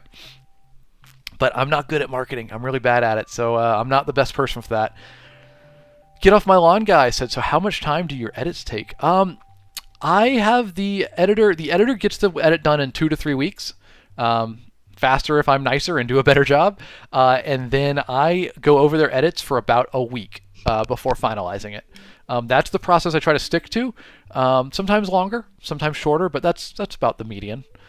Crit Calmax says, how do you start writing, man? You just put fingers on keyboard and start typing. Write a story that's interesting to you. Doesn't have to be long. Could be a scene. could be a short story, it could be a chapter. When you're starting out, just write something that's interesting to you. That's all you got to do. In CQ2U says, what's your suggestion for a first-time writer to publish a children's book? Oh boy, I don't know much about children's book. That's a little bit outside my realm. Different audience, different area. It depends. You have to decide, do you want to self-publish? Do you want a small press publish? Or do you want to traditionally publish? That's kind of the first decision. And then research the one that you select. Ask me questions about it here if you want. And follow the route. I think that's really the best way to start. Cat Dead Details Later says Goblin Burger in a fantasy world. There you go. W says, why is it that nobody wants to break outside the box and we see the same stuff recycled over and over? It's a great question, W. The real answer is that audiences don't want something completely original. They like to say they do, but often what they want is something new and interesting, but also familiar on some level. The reason you don't see too many incredibly original things is, one, it's a financial risk to produce it. Two, if you have a tried and true formula, take romance novels for instance. There is a formula to write those. It produces good books and people love it. You're more likely going to sell more books and continue to do your job if you follow that formula than if you completely buck the trend. Can it work bucking the trend and being 100% original? Totally. Most of the time though, it's going to fail because readers, moviegoers, etc., audiences have an expectation of certain things that happen. So there is a certain level of formulaicness that you have to follow in your writing, in your story. So you need to find your originality in the spaces between that. That's why I like to say every story in the world's already been written, but it hasn't been written by you. Your voice, the way you see the world, the way you think about things, that's what makes a story unique. And that's where you really go for the originality. Troy said, just joined. What are some good publishing companies for new authors? That's really tough. That's a really tough one to answer. It depends on what route you want to go. Traditional publishing is a tough one to get into, but it's really good. Small press is what I would recommend personally. That's a good place to start. It's hard to list publishers off the top of my head, though.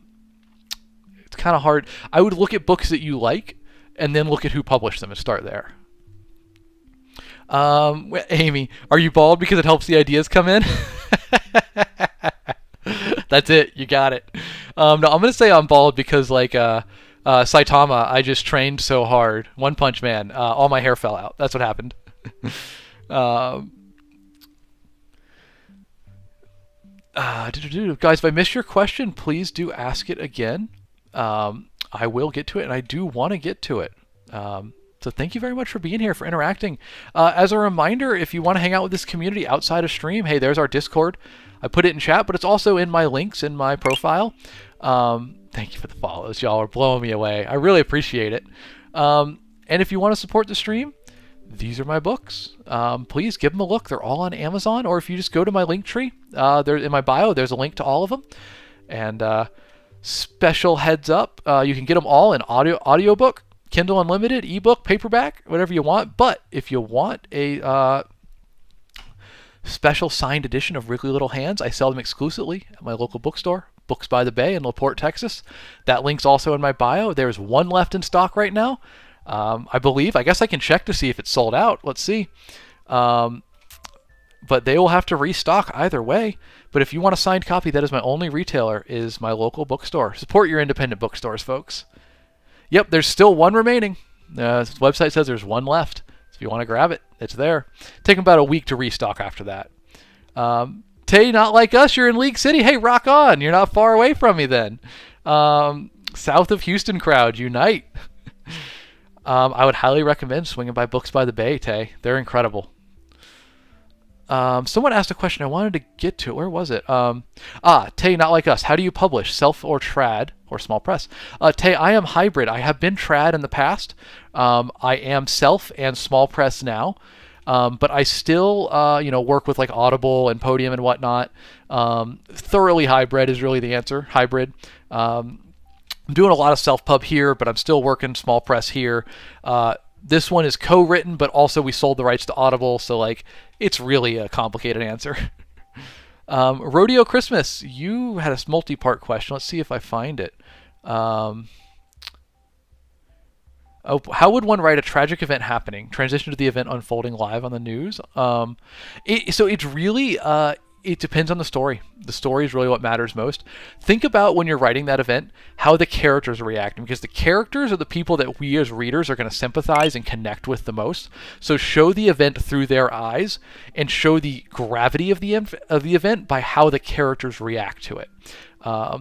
That's how I would do it. Any way you want to depict it on the news, happening first person, through word of mouth, whatever, that's all up to the story. But the characters and how they react to it is what we as readers connect with. Good question. 704 Vertical, if you want to build a story, how far ahead do you typically think? This is going to be a personal question for each person. The way that I do it, I do a bullet point outline of the whole story. I have about 35 to 40 chapters in my books because I write short chapters. So what I do is I'll do a bullet point for each chapter. And every chapter, I write one sentence for the bullet point. That's what happens in that chapter. Then if I have more ideas, I'll let myself think 1 to 2 sentences of detail after that first sentence. But that's it. No more than that. Because if I do too much, I get bogged down. And then I'll outline the whole book that way. And then write it bullet point to bullet point. But the reason I do this is it gives me an idea where the story's going, but allows enough creative freedom that if I want to pivot in the moment, I can do that. That's how I do it, but some folks plan the whole book ahead of time. Some don't plan anything. Try all three and see what works best for you. Oh, Pam Sylvania, I'm so sorry. Submitting to agents has killed your soul. How do you do it? Oh, boy, it's tough, Pam. It's really tough. It's long. It's lonely. There's so much rejection. I feel you. There are 2 things I recommend. 1, set certain goals for yourself. Things like, I'm not going to stop querying until I have sent 70 queries. And then expect that 68 of those are going to be rejections. But know that those 2 that are going to be more, it might be a full manuscript request, might be opera representation. They're in there. They're going to be there. So keep going until you hit that 70. Beyond that, I'm going to put it in chat. Hang out in the community, reddit.com/r/pubtips. I just put it in chat. That is a community of people that are querying their books. They work to write better query letters. They give advice on querying, success stories, etc., etc. They'll be a great community to follow along with for the querying process. I've found a lot of value in community there. John, what's my book based on? So my book that's most recent is Wriggly Little Hands, right here. Here, we'll pull it up real big for you. It is a comedy fantasy about goblins on a road trip to save the Dark Lord and all the ways they mess it up because they're goblins, y'all. The book's been described as a D&D campaign where nobody put any points into intelligence and the DM is taking a shot after every chapter. It's pretty unhinged. It's pretty goofy. That's what that one's about. My other ones, this is like fantasy Jurassic Park. It's a fantasy thriller. Servant of Rage is like Dragon Ball Z meets Highlander. It's gritty, it's action focused, it's got some cool magic and dramatic fight scenes. And these are my lit RPGs. They're a little bit older, but feel free to check them out. And they're all on Amazon. The links in my bio will get you right to it all. Let's see, I'm missing questions here. Sorry, y'all. Rodeo Christmas, I was trying to have the event through the people in the event, then have the main cast see the news. That could work. That could work. Just make sure you focus on how people react to the event. One Neptune, is that the snowflake plotting method? I'm not sure. I've never actually sat down and read through the snowflake method all the way. I know a lot of people like it, but it's a good method. I call it a skeleton outline. I've kind of invented it myself. I don't know if other people do it as well. It's just what works for me, really. John S. Lee, author. What do I read? Well, question back at you, my friend. What do you write? Drop a title for us, John S. Lee. I read a lot of Terry Pratchett, Douglas Adams. I'm loving Joe Abercrombie right now. His new book, The Devils, is awesome. Huge fan of that. What about you, man? What are you reading? Free Panzer said, what is your favorite way to write a story? First person, third person, limited, unlimited, etc. Oh, out of water. That's not good. I like to write third person omniscient these days. That's what I did for this book. It works great for comedy. And this is a comedy fantasy, so it's great to be able to pop around from head to head in the story. This is first person. This is third person. First person, third person, my bad. So I've experimented with both, and most of these are all first person. I really prefer third person, and third person omniscient I think is very fun for fantasy comedy. I'm doing a lot of comedy going forward, so that's why I like it. If it's more serious, I think third person limited is the best way to do it. It's up to you though. It's what you like most. Could get spicy and put some second person POV in there. Where was it? Alphabet Soup is traditional publishing versus self-publishing. Pros and cons of both. Traditional, slow, but everybody does. Your cover is done for you. The editing is done with a highly reputable editor. You have advanced sales teams at big publishers behind you trying to sell the book. You're going to be in big bookstores. Cons for traditional publishing: you don't get final say on your narrator for your audiobook or for your cover. That all goes to the marketing department at the publisher. They think they know what's going to sell best. They probably do. So they get final say in that. But you also get an advance from them. That's nice. You'll probably get a bigger advance going through traditional publishing. The pros and cons of self-pub. Self-pub, we'll start with the cons. You do it all yourself. You hire the editor. You hire the cover artist. You pay for that out of pocket. You come up with the marketing plan. It's all up to you. You decide where the book's published. Basically, the cons for self-pub are it's all up to you. And there's a lot of self-pub books out there. It's hard to separate yourself from the noise. You got to market. You got to develop that as well. The pros for self-publishing is no one can say no. You can self-publish it just because you want to. The pros are you make more money per book sale. You're going to make a better split of royalties for each sale. Con, you don't get an advance unless you sell your audio rights. That's something I recommend for self-publishing. Write the book and then query your audio rights to publishers like Sound Booth Theater and Podium and Audible. If they're interested, they might want to acquire your audio rights and they'll pay you in advance for it. You take that advance and turn around and use that as your budget to pay your editor and your cover designer, etc., etc. There's a limitless list of pros and cons between the three really: trad pub, self pub, and small press. It's really about what you want to do. The long and short of it is, if you want to do it all, go self pub. If you want to not have to do it all, go trad pub. If you want to be in between, go small press.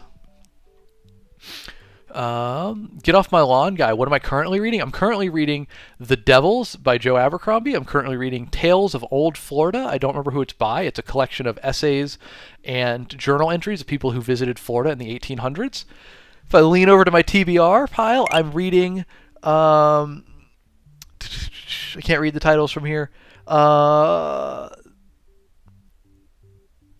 I can't read. I'm reading The Fellowship of the Ring. I know that off the top of my head.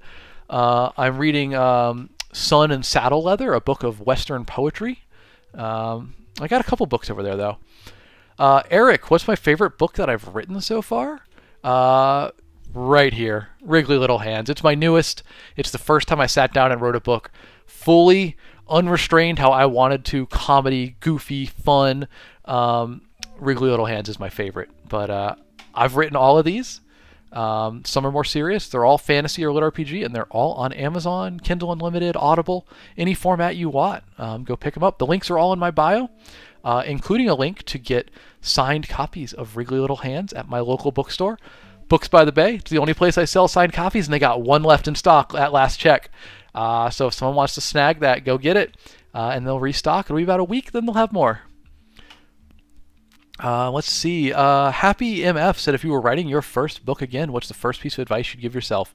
Write brutally true to yourself. Don't listen to anybody else's advice. Write the story that you want to read and have fun with it the whole way through. Don't think to yourself, oh, this isn't like anything else out there. It's not going to sell, or I don't think anybody's going to like this. Write the book that you want.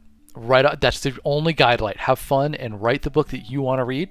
The rest will take care of itself. And it gets you a jump start on building your own voice as an author. You need that courage and that bravery to write with your own voice. That's really important. John S. Lee, what would it take to get you to read my books and give feedback? I appreciate the ask, John, but I don't have time these days. I get so many requests from it. The best thing for that is to get beta readers who like your stuff and cherish them. Or do a critique swap with another author. Because I get so many requests to do that while I would like to, I would spend all day doing it.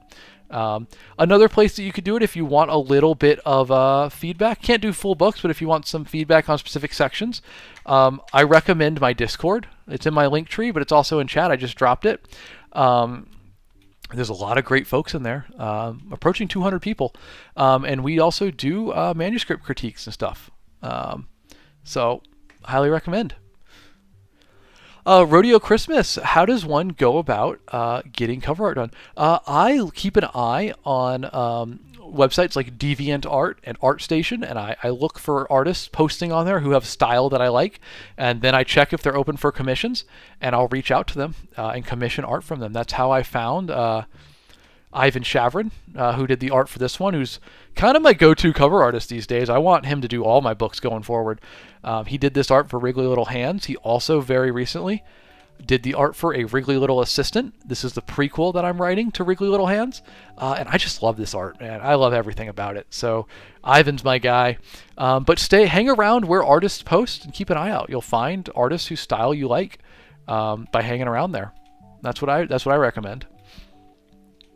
Dar said, what type of app or program should you use to write? I use Google Docs and Google Drive, but the program you should use is the one that lets you write best. Basically, it could be Microsoft Word. It could be Scrivener. That's a great and powerful program. It could be Notes on your phone. It could be a typewriter. I got a typewriter downstairs I write on sometimes. It's whatever works best for you. But if you're looking for a good entry point, I think Google Docs and Google Drive is a great place to start. Totally free. Syncs between phone, computer, laptop. And it's nice and simple. I like simple. Cosmic Storm 300. How many pages should you write a book? I have 68 single-spaced pages right now, and I thought maybe 300. So Cosmic, we measure book length in word count because pages will vary based on format. The pages in a paperback are going to be the same book, and paperback and hardback are going to have different page counts.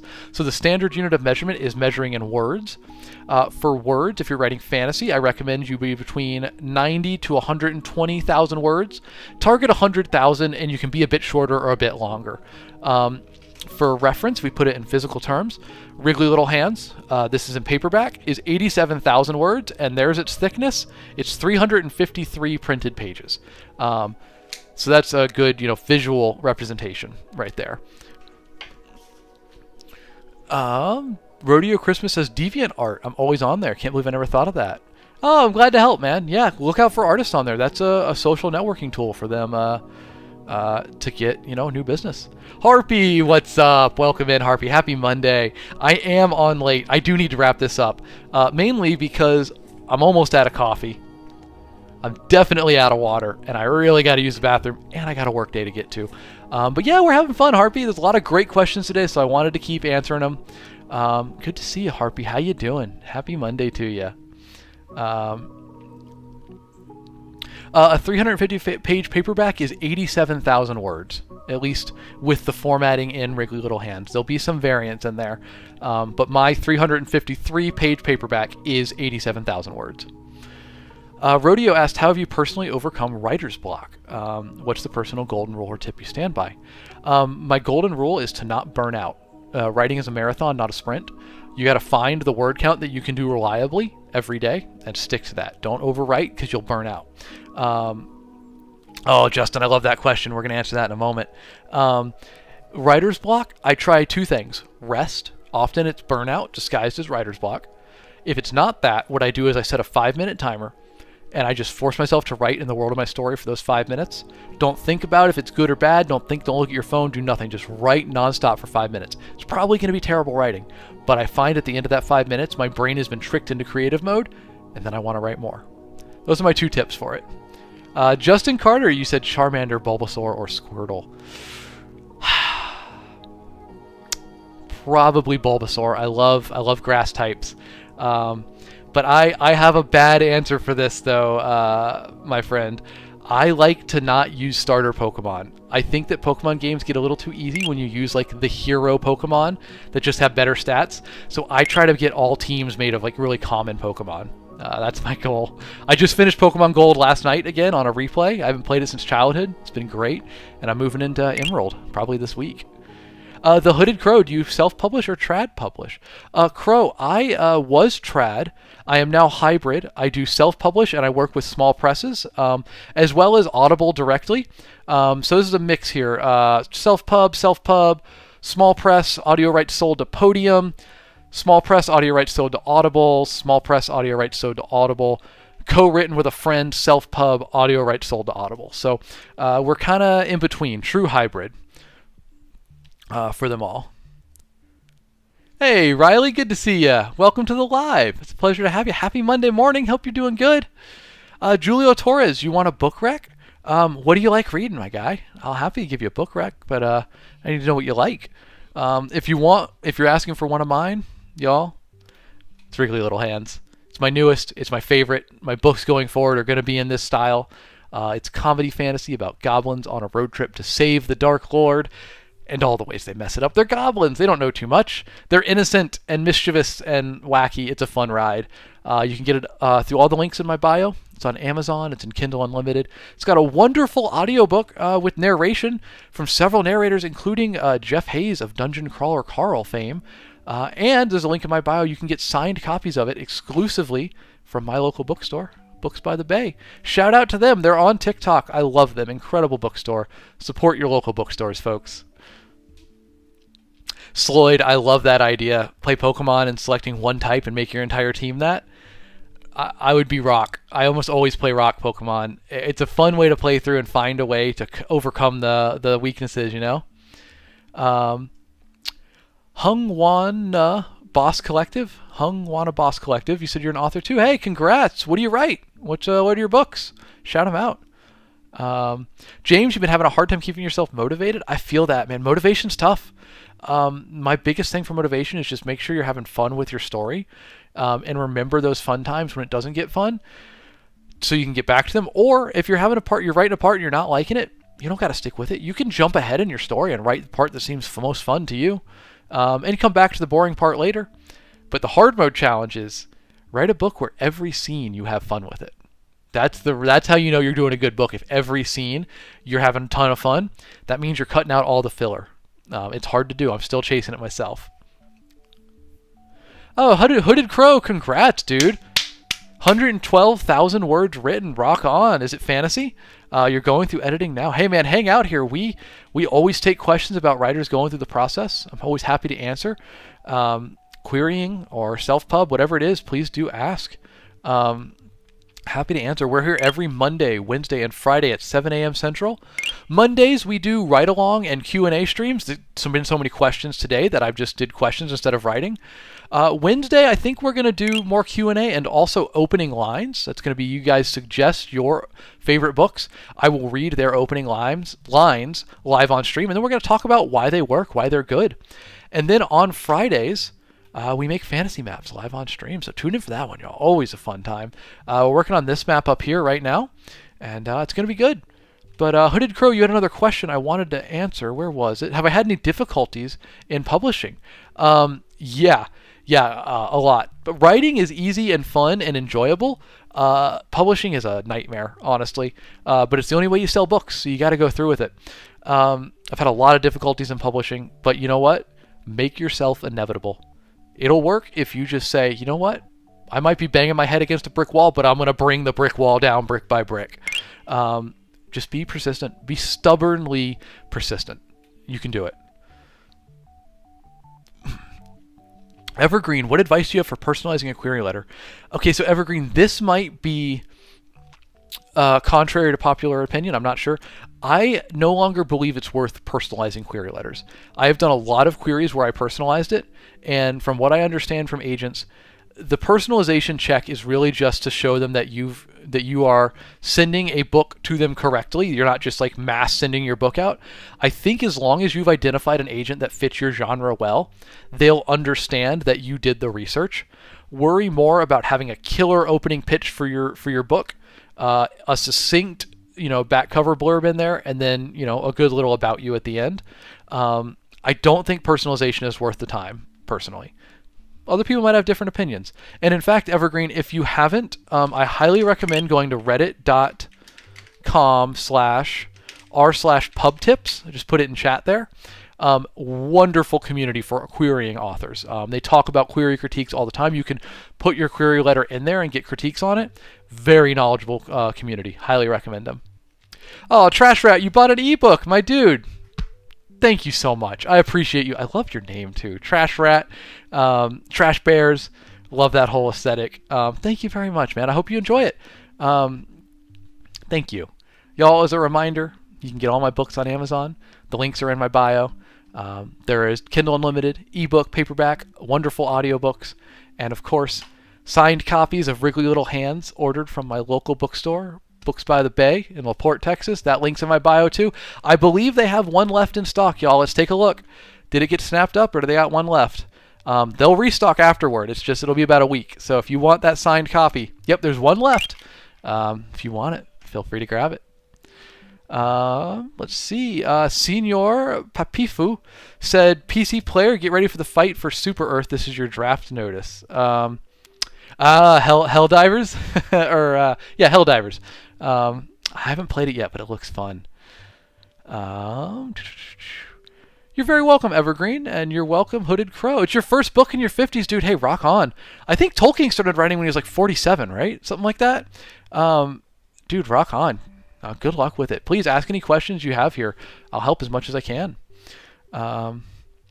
Java Phoenix, you're writing a comic book. You have trouble, or you have origins and events, but you have trouble with the things in between.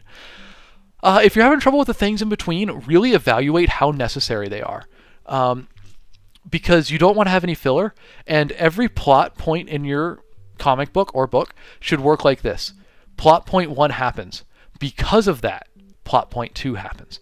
The fallout from the first event should be what makes the second event happen. I find when you plan books like that, or comic books, it cuts out on filler because every action is a reaction to the action before it. This happened, and because of that, this happened. Because of that, this happened, and you build your way to the finale. Y'all, I'll plug my Discord real quick. It's in chat. It's in my link tree. If you want more advice or to ask questions or just hang out outside of chat, hop in the Discord. We're approaching 200 members. Just nuts. I can't believe that. Join us in there. We'd love to have you. Diego Norrid, how long did it take you to write your first book? Dude, it would be this one right here. It took maybe 3 years because I rewrote it 3 times, made it better each time. But after that, we got the process down. Now it takes me about 10 weeks to write a book. But I've written 13 books since then, so I got better. But yeah, this is a 3-year adventure to get Servant of Rage out there in the world. And even longer for publishing. 3 years just to write it. Thanks for asking, though. James, you've tried doing a coming-of-age fantasy, but you've not written on it for a long time. You get lost in the details. It's tough. That's tough. That does happen. Just keep that momentum. That's what helps me, is keep forward momentum at all costs. Casey, how much control do you have over cover and formatting if you're illustrator of your TradPub? In TradPub, you do not have a lot of control over the cover, the illustrator, etc., etc. The marketing department for the publisher is going to handle that. Yeah, from what I understand, you don't get a lot of say. With small press, you get more say. With self-pub, you get all the say. Akari, you're having a hard time doing dialogue. Try to speak it, Akari. Try to speak the dialogue out loud and then record it as it sounds natural that way. Dialogue often gets hung up from being too stiff because we're writing it out, but dialogue is conversation. People talk in slang and shortcuts and paraphrasing. So try to speak it. Maybe try to dictate the dialogue in, with a recording program. The Hooded Crow, I do have a Discord. Here, I'll drop it right here. It's also in my link tree. You can grab it there, but there's the link for it. Yeah, you can hop in there. It's a wonderful community. Riley, you're going to check out my books. Well, thank you so much, Riley. I hope you enjoy. Please do pick one up. I'd love to count you as a reader. If you want to know about any of the books, please ask. I'm happy to talk about them. But yeah, folks, hey, thank you for being here today. My goodness, what a stream. Thank you for the follows. Just insane. Wow, y'all, what a day. I probably need to call it quits. I don't want to leave, but let me look at my work calendar. Can I put it off longer, or do I need to get moving here? I got a little bit of time left before I got to get to the work today. Fun fact, one of my first things I'm doing today, I am mailing a letter, personalized book plate to a new reader, middle grade reader. Let me pull it up real quick, y'all. I got the coolest thing that happened to me last week. Let's get this centered a bit, make it a bit bigger. I got fan mail from a 6th grader. Hold on, that's the wrong way. There we go. From a 6th grader who read my book and loved it and did art of the main character, Ollie, and sent it to me. Y'all, heart melting. God, I couldn't believe it. That was incredible. I was so flattered. What a milestone that was. I've had fan art before, but from a 6th grader who literally his mom bought the book to read it for herself, and he wanted to read it and loved it. So that was astounding to me. Which book? Said Jolisa. That was from this one, Wriggly Little Hands. It's my most recent book. It's a comedy fantasy about goblins on a road trip to save the Dark Lord and all the ways they mess it up because, well, they're goblins. They get up to some shenanigans. They don't so much go in a straight line through the story. It's more of a zigzag as they ping off of every side quest they find along the way. Yeah, Andrew, what's up, my dude? Hey, happy Monday to you. Good to see you again. Welcome back. Hope you're doing well, buddy. Terrified Ensigns. You said hello and forgive me for the forwardness. How do you get out of 3 years of writer block? Nah, man, ask questions. Ask away. Not a problem at all. 3 years of writer block. All right, I'm going to give you a prescription like a doctor. Here's what you're going to do. You're going to write a short story. 5 chapters. You're going to do 1,000 words per chapter. Short story, so that's going to be 5 chapters to do the whole story. Here's what you're doing. When you sit down to write, you're going to set a 20-minute timer. And during those 20 minutes, you're just going to write. Don't worry if it's bad. Don't worry if it's good. You're just going to write for 20 minutes until that timer ends. At the end of the timer, take a quick break, walk around, get a drink, check your phone, sit back down another 20 minutes. 20 minutes of nonstop writing. I want you to do 5 chapters of a short story and have a finished product at the end of it. I think if you stick through that, by the end of it, you'll be back in the flow of things. But let me know. Give it a shot. That's how I trick my mind back into it. Professional Meower. Great name. Do you know any communities where I can get input on my writing? Yeah, I mean, we do a little bit of that on our Discord, so I'll drop the link for that. But it's not, we do like chapters, scenes, etc. Not full books, but we're happy to have you in there for a little bit of review. For the longer reviews, you're going to want beta readers or find critique partners, people that are writing that you will swap your work with theirs and you'll critique each other's. Another great place is just posting it chapter by chapter on Royal Road or Archive of Our Own or Wattpad, websites like that. You'll get instant feedback there from people that read it. It's a little bit more critical, but throw yourself into the fire, I guess. That's a baptism by fire for publishing. But you'll learn quick. Totally Not Tim Drake says, if you saw a queer fantasy book deeply in line with fantasy gods, would you read it? Absolutely. Look, if the book's interesting, I'm there. I love fantasy, man. Thank you for the follows, folks. I appreciate you. Emery, is it cliche to just write about my past?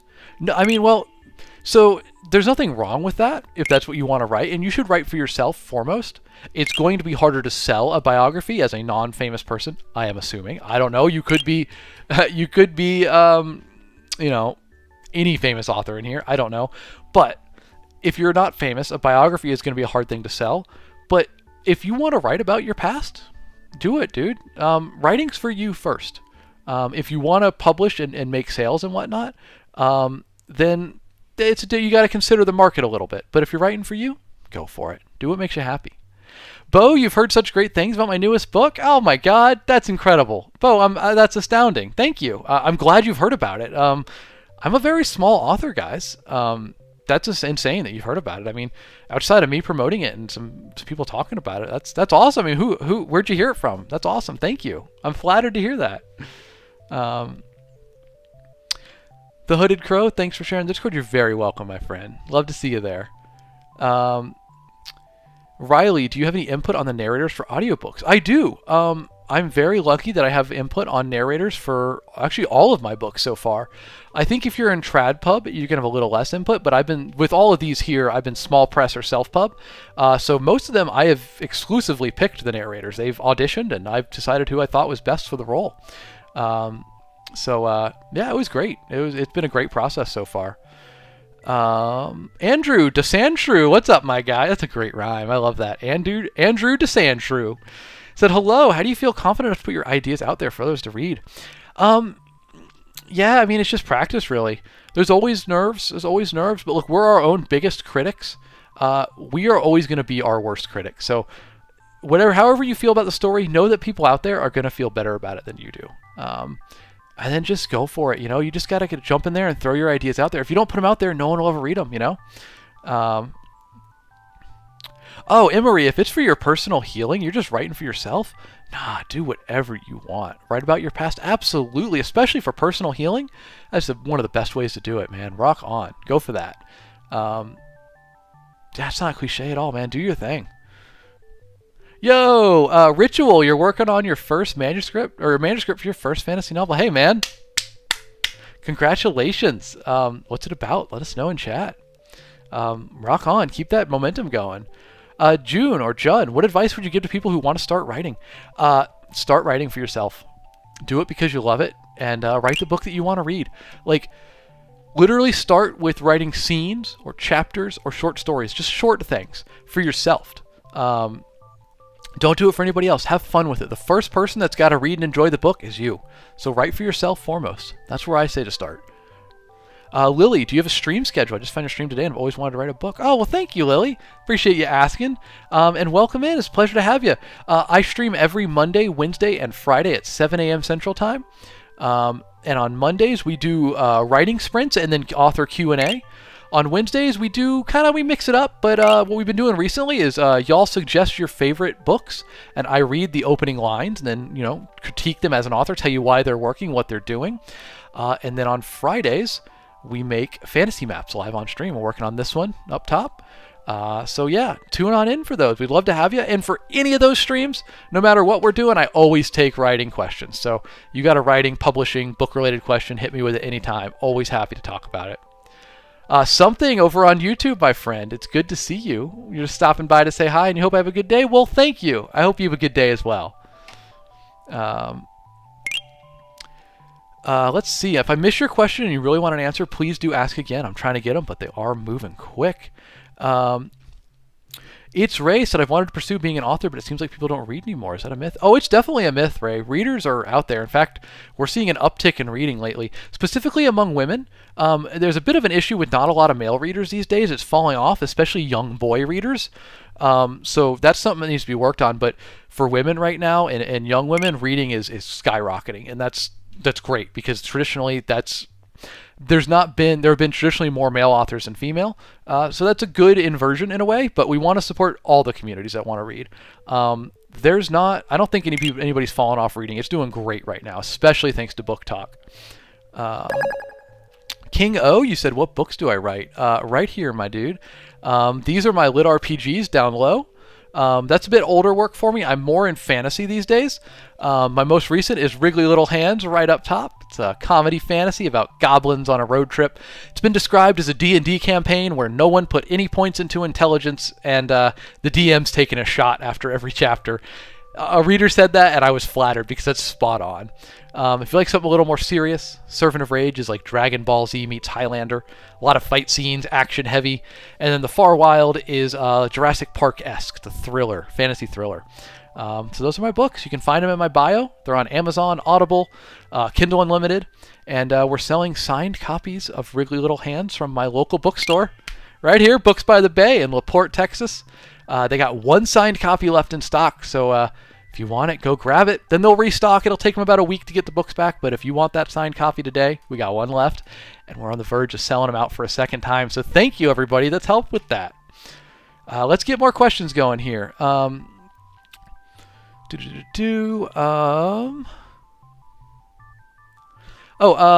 you answered my question. You're writing dark fantasy romance. Ooh, rock on. It's a good time to be in that world. Harpy, with the state of our world, we need other worlds to escape to. Spot on. Preach. Spot on.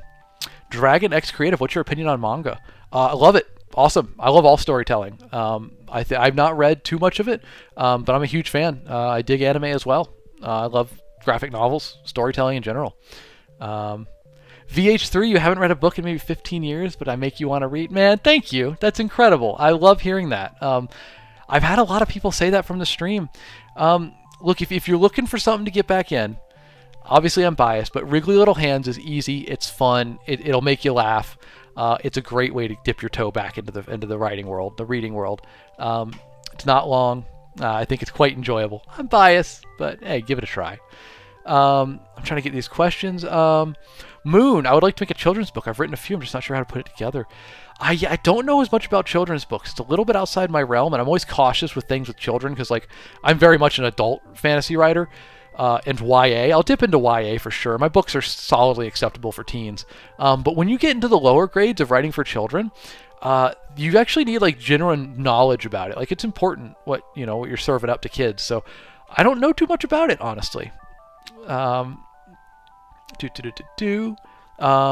the books look great. You've narrated lit RPGs. Hey, rock on, dude.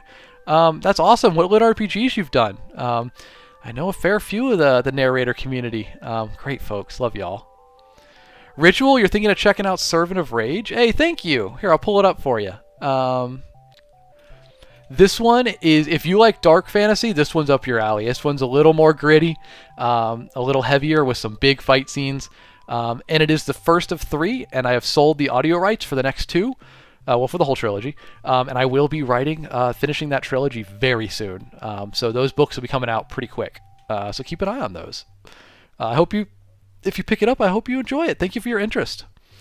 Colby, you said it seems like dragons are popular right now. They are. Dragons are big right now. They've definitely had a resurgence. I think there's still some legs left in that genre where it's not too late if you're getting in on it. Yeah, dragons had a huge resurgence lately. TFX Apache, are you on Audible? I am. All of my books are on Audible. The links are in my link tree.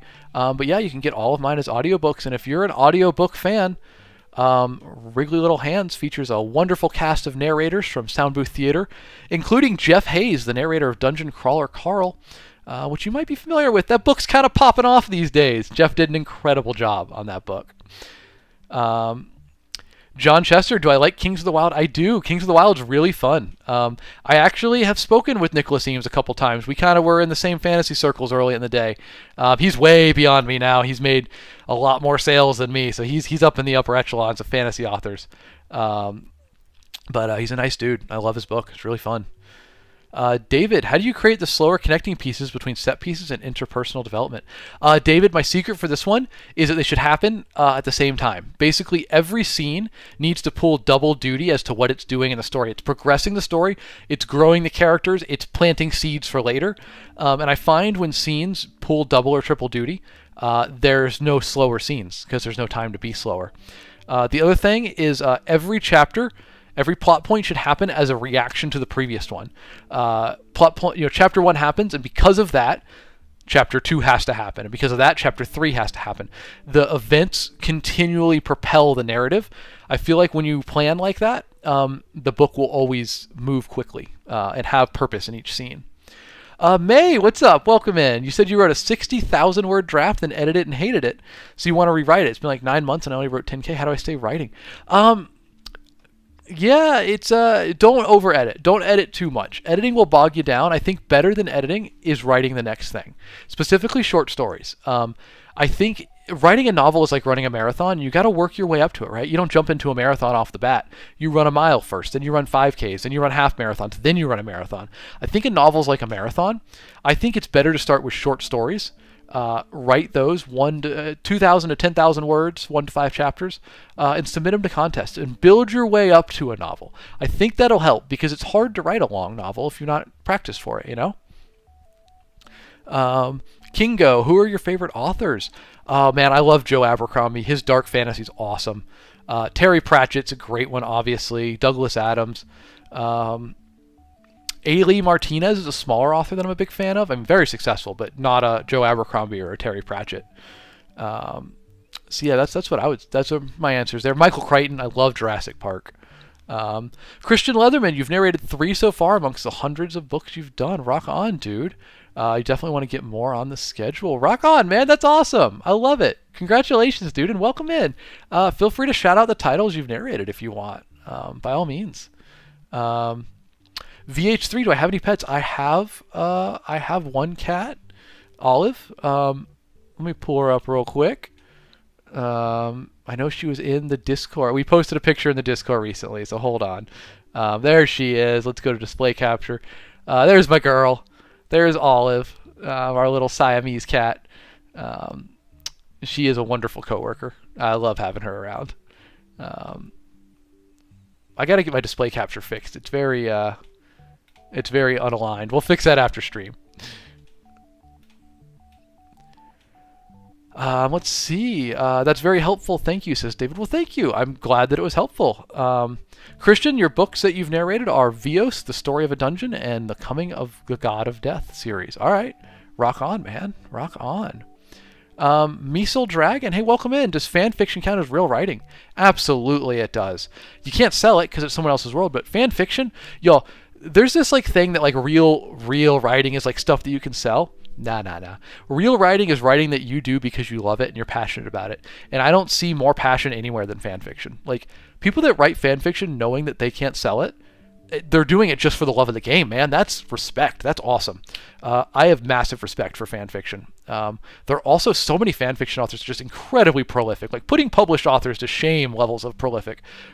Respect. Love them. Love fan fiction. Does not deserve any hate at all. Ritual, he said, so once a manuscript's completed, what do you recommend for next steps? The next step is to self-edit it and then determine what publishing process you want to go. Do you want to be trad pubbed? Do you want to do self-pub, or do you want to do small press publishing? Once you determine that, then I can give you more specific advice on those 3 routes. Yeah, the first step is to self-edit it, and then figure out how you want to publish it. And where you're going to head out? Well, thanks for being here. It was a pleasure to have you. Thanks for being here. Good to see you. I hope you have a great day. And look, I'll be back on Wednesday, 7 a.m. Central Time. Kingo, who inspired you to write? Or just reading a lot as a kid. Raymond E. Feist. I loved those fantasy novels. The Dragonlance Chronicles. I read that as a kid. I just read a lot of books early on, and those were inspirational to me. I just love writing so much that I wanted to do it. I love reading so much that I wanted to write. Am Thatis. I'm trying to rewrite stories I wrote in my youth. Would you happen to have any tips? Have fun with it. Don't feel beholden to the way you wrote it originally. Feel free to update it to who you are personally. Stories should always reflect who you are at the time you're writing it. And don't overthink it. Just have fun with it, man. Rock on. Write to entertain yourself before anybody else. The rest comes later. First, you got to entertain yourself. Dalton Kyle Freeman, thoughts on George R. R. Martin? Man, I like his books. They're good books. I wish he would finish them. But no, I read through all of Game of Thrones. Absolutely, totally had fun with it. I think he's a great author. I wish he wrote more. Thoughts on publishing online on those short story websites? J. Scott, love it. Love it. Don't expect to make a lot of money there, but it's great for building a following. I know a lot of authors that built followings on Royal Road and then transitioned that into a book deal and then had publishers republish their web novels into books. I think it's a great, respectable route to go. And the ease and the availability of publishing on sites like Royal Road and Archive of Our Own and Wattpad, wonderful. Love it. Absolutely a huge fan of it. It's one of the few ways that you can make it in writing through sheer force of will and effort. Just grinding out those chapters and continually staying on it. Beautiful thing. I love those sites. Evergreen. Do you have any advice for networking with agents or authors before you publish your first book? Other authors is pretty easy. Just be in the spaces where they and readers are. TikTok's a great resource for that. Websites like Royal Road are great for that. Reddit subreddits are great. Agents are hard to network with because they know so many people are trying to network with them. Their time's valuable and there's only so much work they can do. It's hard to network with agents. There are opportunities to do it by going to publishing conventions, book selling conventions. They might be there. You might get to talk to them. Being in New York City is another good one, and going to writing events. But really, it's hard to network with agents as an author, and the best way to get in contact with them is writing a good query letter for your book when you go to query. That's just the best way to do it. It's tough. There's limited agents and there's limitless authors. Ritual, I have had express experience with traditional publishing, self-pub, and small press. So kind of all 3. I have the least experience in TradPub. The story there is Servant of Rage. This one right here. Back in the day, it was the first book I ever wrote in 2015, and it got picked up by the, at the time, number 2 agent in North America. My book was with him for 4 months, and then he was embroiled in a scandal that drove him out of the industry, deservedly so. But it meant that me and all of his other clients got dropped overnight, went from having an agent to not having an agent. And because we couldn't verify what publishers he had sent our books to, no other agents would touch our books. So all of our books overnight got dropped. It was miserable, and it's why I wrote Servant of Rage in 2015 and didn't really publish it until 2025. It got a massive setback on that. After that, I went into small press publishing, self-publishing, and ghostwriting, and I've kind of built my my way up through that. Miss Lindsay's TikTok, you were thinking of doing a book on your cancer journey. I'm sure people could resonate with that. It's a meaningful lived experience. If you do, I wish you luck. Smoking Turtle Zero, how does it feel to wake up knowing that nothing you ever do will matter? Oof, I think it's a bad mentality to have. The things you do matter, especially to people that you might not even know. One of the greatest things I love about being an author is I don't know who's going to read my books and be affected by them. Any given day, I could wake up and 1 million people have read my books, and it has given them joy, happiness, courage, at the very least entertained them while the world goes to, an absolute mess, goes to pieces. I really love that. That makes me really happy. And I think that our actions in the world are the same. Everybody you interact with on a daily basis is a chance to make their day a little bit better by just being nice, being considerate. And that's a powerful thing. I think that matters. Levy, not the pants, says, so are there more or going to be more of the Servant of Rage books? Yes, Levy. Servant of Rage, I sold it as a trilogy. The rights have been purchased as a trilogy. So I will be writing the 2 next books in that trilogy this year, actually. I expect to have those published, if not both of them next year, definitely one next year and then one early in 2027. But I will be finishing those books this year. That trilogy will be finished. The Hooded Crow, do you earn upfront for ghostwriting? It depends. It depends. There's a lot of ways to structure ghostwriting. When I was ghostwriting, I was making 6 cents per word, and I would take half of the estimated word count up front and then the rest upon delivery. But there's different ways to do it, and I was not making good money, obviously, at 6 cents per word. But yeah, it's ghostwriting is really interesting. Sojo Black, do you have your own book? I do, Sojo. In fact, I have 10 of them. These are the book ones here. This is the most recent one, Wrinkly Little Hands. It's a fantasy comedy about goblins on a road trip to save the Dark Lord and all the wonderful, wacky ways they messed that up. But yeah, no, I've been publishing since 2018, and I'm a full-time author. You can find all my books in my link tree in my bio. They're all on Amazon, Audible, Kindle Unlimited, etc., etc. Feel free to check them out. I'd greatly appreciate it. Evan Baker, how did you find an agent? So the way to find an agent, my advice is get a 1-month subscription to publishersmarketplace.com. Just a 1-month subscription, then cancel it. You'll still get it for that 1 month. Use that website to search their agent database. What Publishers Marketplace is a website where agents report when they sell a book. It's like a way for them to brag, hey, I sold this number of books this year. It'll tell you what genre they sold it in, coded language, but how much they sold it for. They have a little code, it was a good deal, it was a very good deal, it was a significant deal, etc. Use Publishers Marketplace for the month you have it to compile a giant list of agents who are selling books in your genre. Then go and research each of those agents on their website or their agency website. Find out what books they're looking for, if they're open to submissions, etc.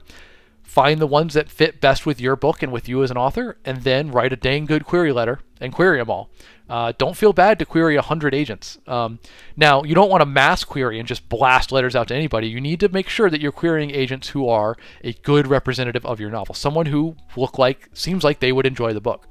And that's pretty much the process. There's a lot of steps in between, but yeah, that's the long and short of it, David, that kind of works to answer your question as well about how to get in touch with the publisher, because if you're going traditional publishing, you have to go through an agent for the most part.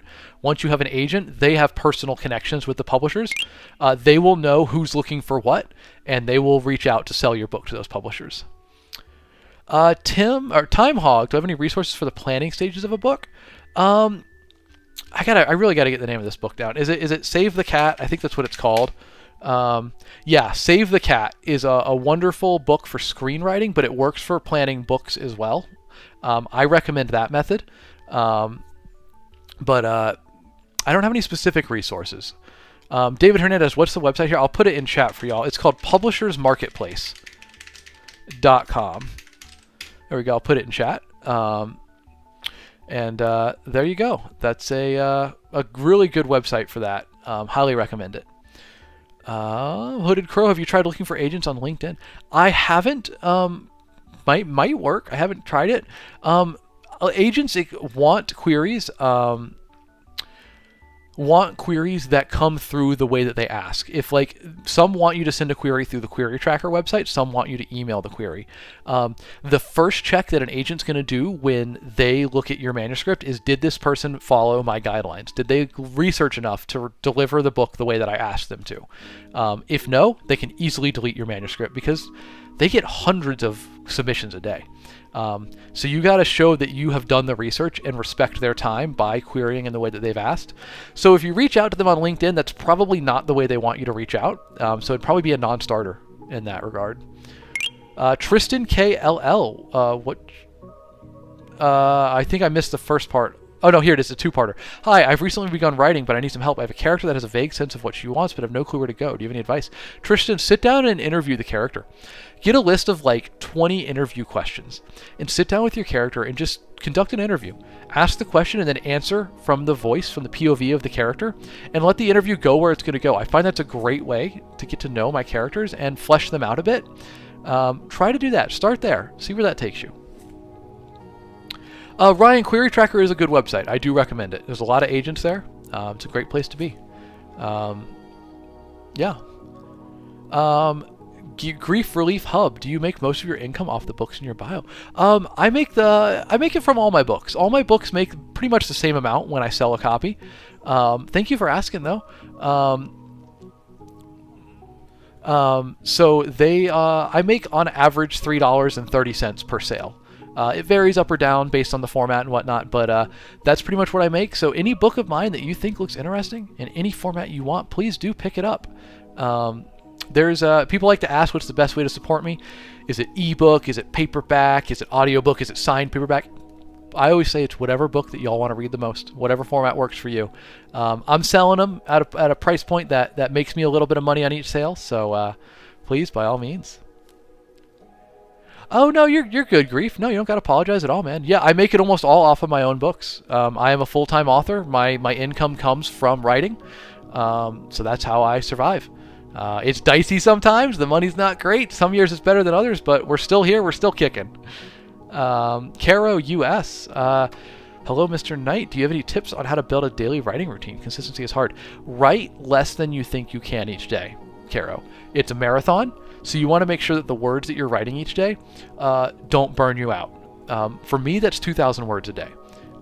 It's going to vary greatly, but you want to make sure that your writing is an achievable goal each day, and then hit it daily as much as you can. Because if you do it for like 2 months, you trick yourself into a routine. Your body starts to go, hey, why didn't I write today? I'm supposed to write today. And you start to like feel the need to write. So an achievable word count and then just consistency. Set a schedule and stick to it. Mikey, what was, did I miss something there?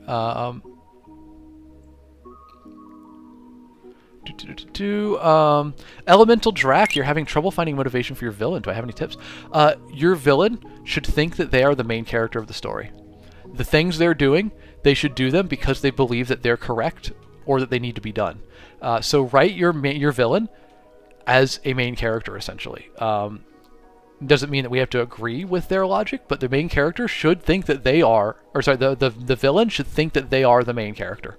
I think that's a great way to go about it. Thank you for the follow, y'all. I appreciate it. A lot of follows. Thank you so much. Melissa, thank you for that. Mikey asked, I finished my first draft. It's impossible to find beta readers or editors. It is hard. Mikey, I'm not gonna, you know, beat around the bush. It is tough, dude.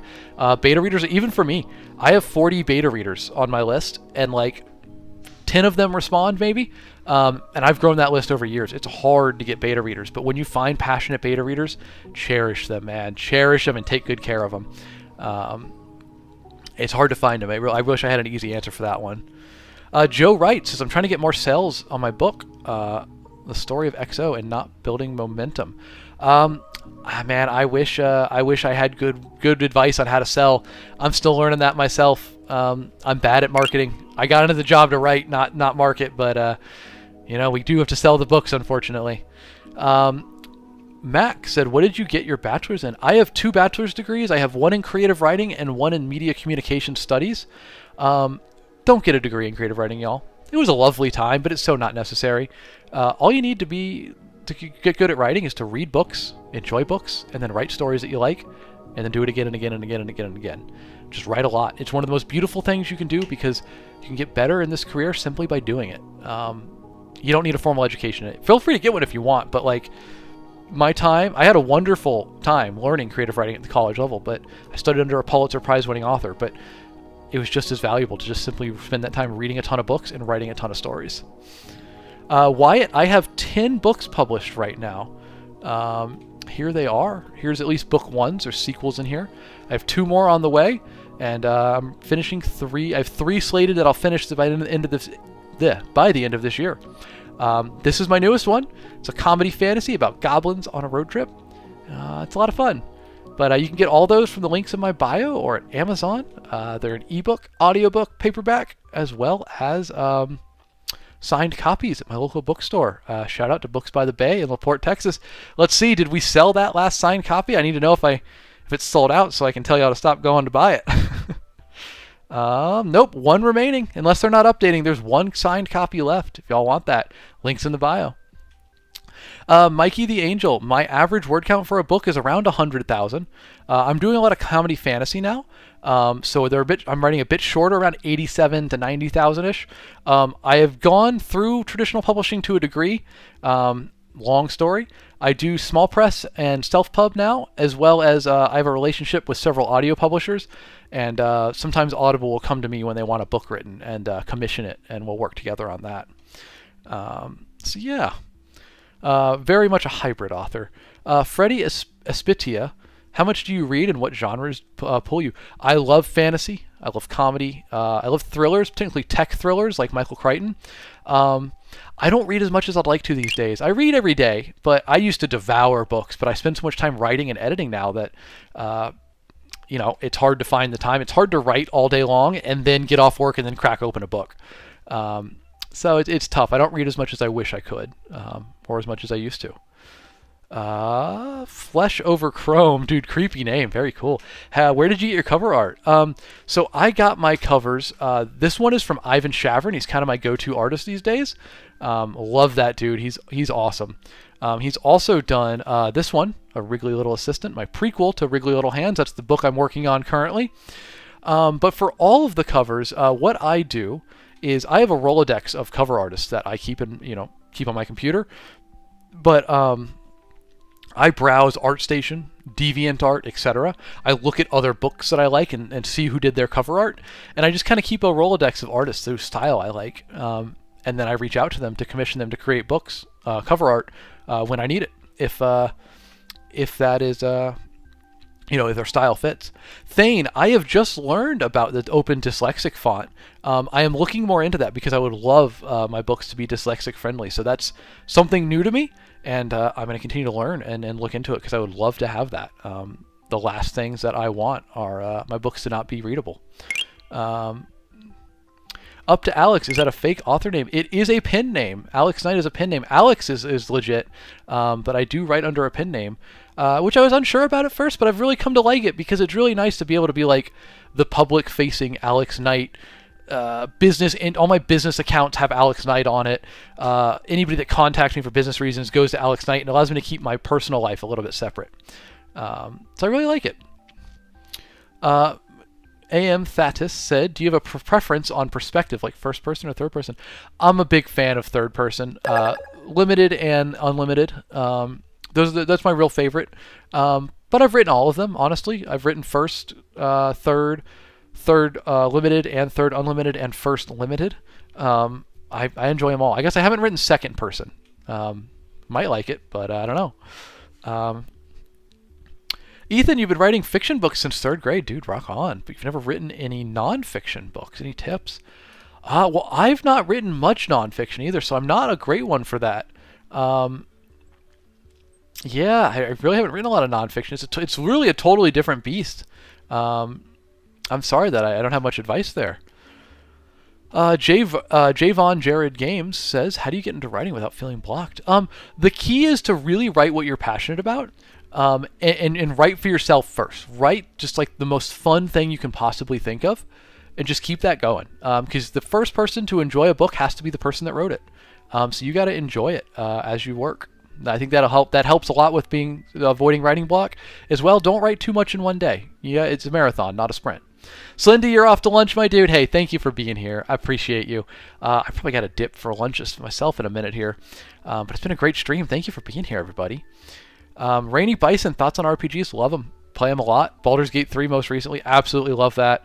I'm a big RPG fan. I've been playing them all my life. Elemental Drac, is there a proper way to end a story? Absolutely. There are many ways to end a story, but the best way to end a story is one that is satisfying to the readers and allows room for the next story. Unless you're intending to end it forever, that's fine. That's good. But the proper ending needs to be satisfying, and the readers should feel like they got closure on the story, and that there's no more unanswered questions. Ryan, how would you avoid romanticizing dark themes? Handling them with care and responsibility, and approaching them in a genuine manner. I think that's all you have to do. Don't glorify them. As long as you're approaching from a respectful place and using them intentionally, I think you'll be fine. I think that's what's most important. Honey Bear, where do you start with finding a publisher? If you want to do traditional publishing, you start with finding a literary agent. That's your first step. So you're going to query literary agents. Google that term. There's a lot of information about it. I can help with specific parts as well with questions. And once you have a literary agent, they are the ones that will work with you to decide which publishers are best to approach, and then they will approach them for you because they have industry connections. They know the publishers personally, at least they should. Thane said, as a dyslexic person, I've not read a book in 13 years. I was forced to read in school. Yeah, man, I get it. That's got to be brutal. I'm glad this open dyslexic thing is coming up and we're learning about it, because I would love for books to be accessible to as many people as possible. Have you tried audiobooks, Thane? That could be a good replacement until dyslexic font becomes more commonplace. Evergreen, you got to run to work. Well, thank you for being here. I appreciate it. It was a pleasure to have you. Switch to Ramble. And have a good day, Evergreen. We'll be back here on Wednesday, 7 a.m. Central Time. So see you then, huh? Switch Ramble 23 says, I've been writing stories for a bit, but never published or even really finished a story. Any advice? Just do something shorter. If you haven't finished it, do shorter stories. Do 5-chapter short stories. That's very achievable. It's a good place to start, and make sure you're having fun with it. Write it for yourself. That's mainly my advice. How would you brainstorm where your characters go when you've got mid-book writer's block? I would try to focus, Dartboard DM, good name by the way. I would try to focus on the plot events. Here, Evergreen, I can drop you that Discord link. It's also in my bio, but I just, hold on, there it is. It's also in my bio if you want to grab it from there. Might be easier. Dartboard DM. The plot points in your book, every plot point should result in another plot point. So because this happened, this now has to happen. Because that happened, this now has to happen. I think that's a great way to help your characters move through the story, because there's a plot point always driving them through. So if you're having trouble bridging, chapters with your characters, I think look at the plot and make sure that it is pushing them along, pulling them along. Flesh over Chrome says, what are your thoughts on writers using AI as a tool to help edit and fix grammar mistakes? Maybe as editing it's okay. I just stay really far away from AI. I don't like it. In creative industries, I don't like it. It works very well in certain industries, but for things that are creative based, I don't love it. Editing, maybe it could work there. I'm not too familiar. I self-edit and then hire an editor. I've not experienced it at all with editing or using it all. Off-brand, how do you find the people who design your book covers, and any tips for artists looking for that work? I find them mainly by prowling DeviantArt and ArtStation, as well as Instagram. I look for art that I like, and then I follow the artists and I keep them in mind, and I reach out when I'm looking for cover art. If you're looking to get into that industry, I would post in those places a lot of examples of your art, especially stuff that would work well as book covers as well. Get to know authors if you can, because authors talk a lot, and if you get in with a couple authors, likely they're like, I have authors that come to me asking, I need someone to do cover art in this style. You got anybody that you know of? And like, I'll give links to authors that I think fit, or to artists that I think fit. So the more authors the more work will get directed to you, I think. JS17, give examples of S-tier writing in pop culture. I really like Alex E. Harrow's writing. I think she is writing really tight, really good stuff. I think Dungeon Crawler Carl's also really good. It might not be the greatest artistic creation, but I think there's a lot to learn in Dungeon Crawler Carl about how to do comedy, how to do horror, how to speak at a good level to the readers, like to be on the reader's level and just have fun. Like, I think Dungeon Crawler Carl is a great example of a book that looks like it's just silly, fun, good times, and yet there's so much more going on in there. Matt Dinneman is a very experienced author, and my guy knows what he's doing. I think he's a great example to follow. Grandmaster Sam, you got to head out. Hey, have a great day, man. Thank you for being here. I appreciate you. Destroying Dan, thank you, man. Thanks for being here. It's a pleasure to see you, dude. TFX Apache just listened to the demo of Wriggly Little Hands on Audible, and you bought it immediately? Oh, bro, thank you so much. Thank you. I appreciate that. The audiobook's incredible. The Sound Booth Theater does such a good job with it. I really hope you enjoy it. Please do let me know what you think. Flesh Over Chrome, when writing a book inspired off a pre-established world, is using certain words and slang bad? You want to keep the words and the slang fit for the story. You wouldn't mention, like electricity in a fantasy novel if they don't have electricity. Or like if you're writing something far enough back that gunpowder hasn't been invented, you might not want to use the word explosion because I'm not sure that they would be aware of explosions. I would just keep it in mind like that. Beyond that, I wouldn't worry about it too much. It'll really come down to, I would say write it as you want, then in editing, see if it feels right. That's kind of what I would stick with.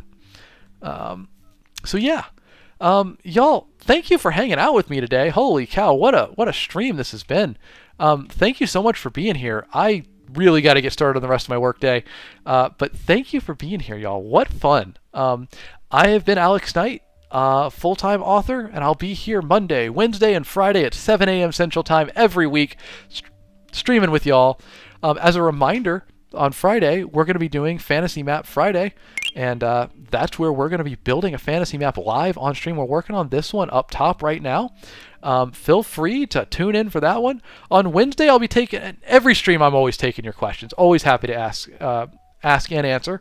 But on Wednesday, we're probably going to do more questions as well as some opening lines. I'll have you suggest your favorite books, and then we're going to read the opening lines and talk about why they're good. So that should be fun.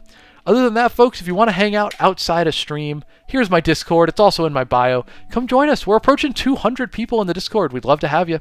A lot of fun times in there.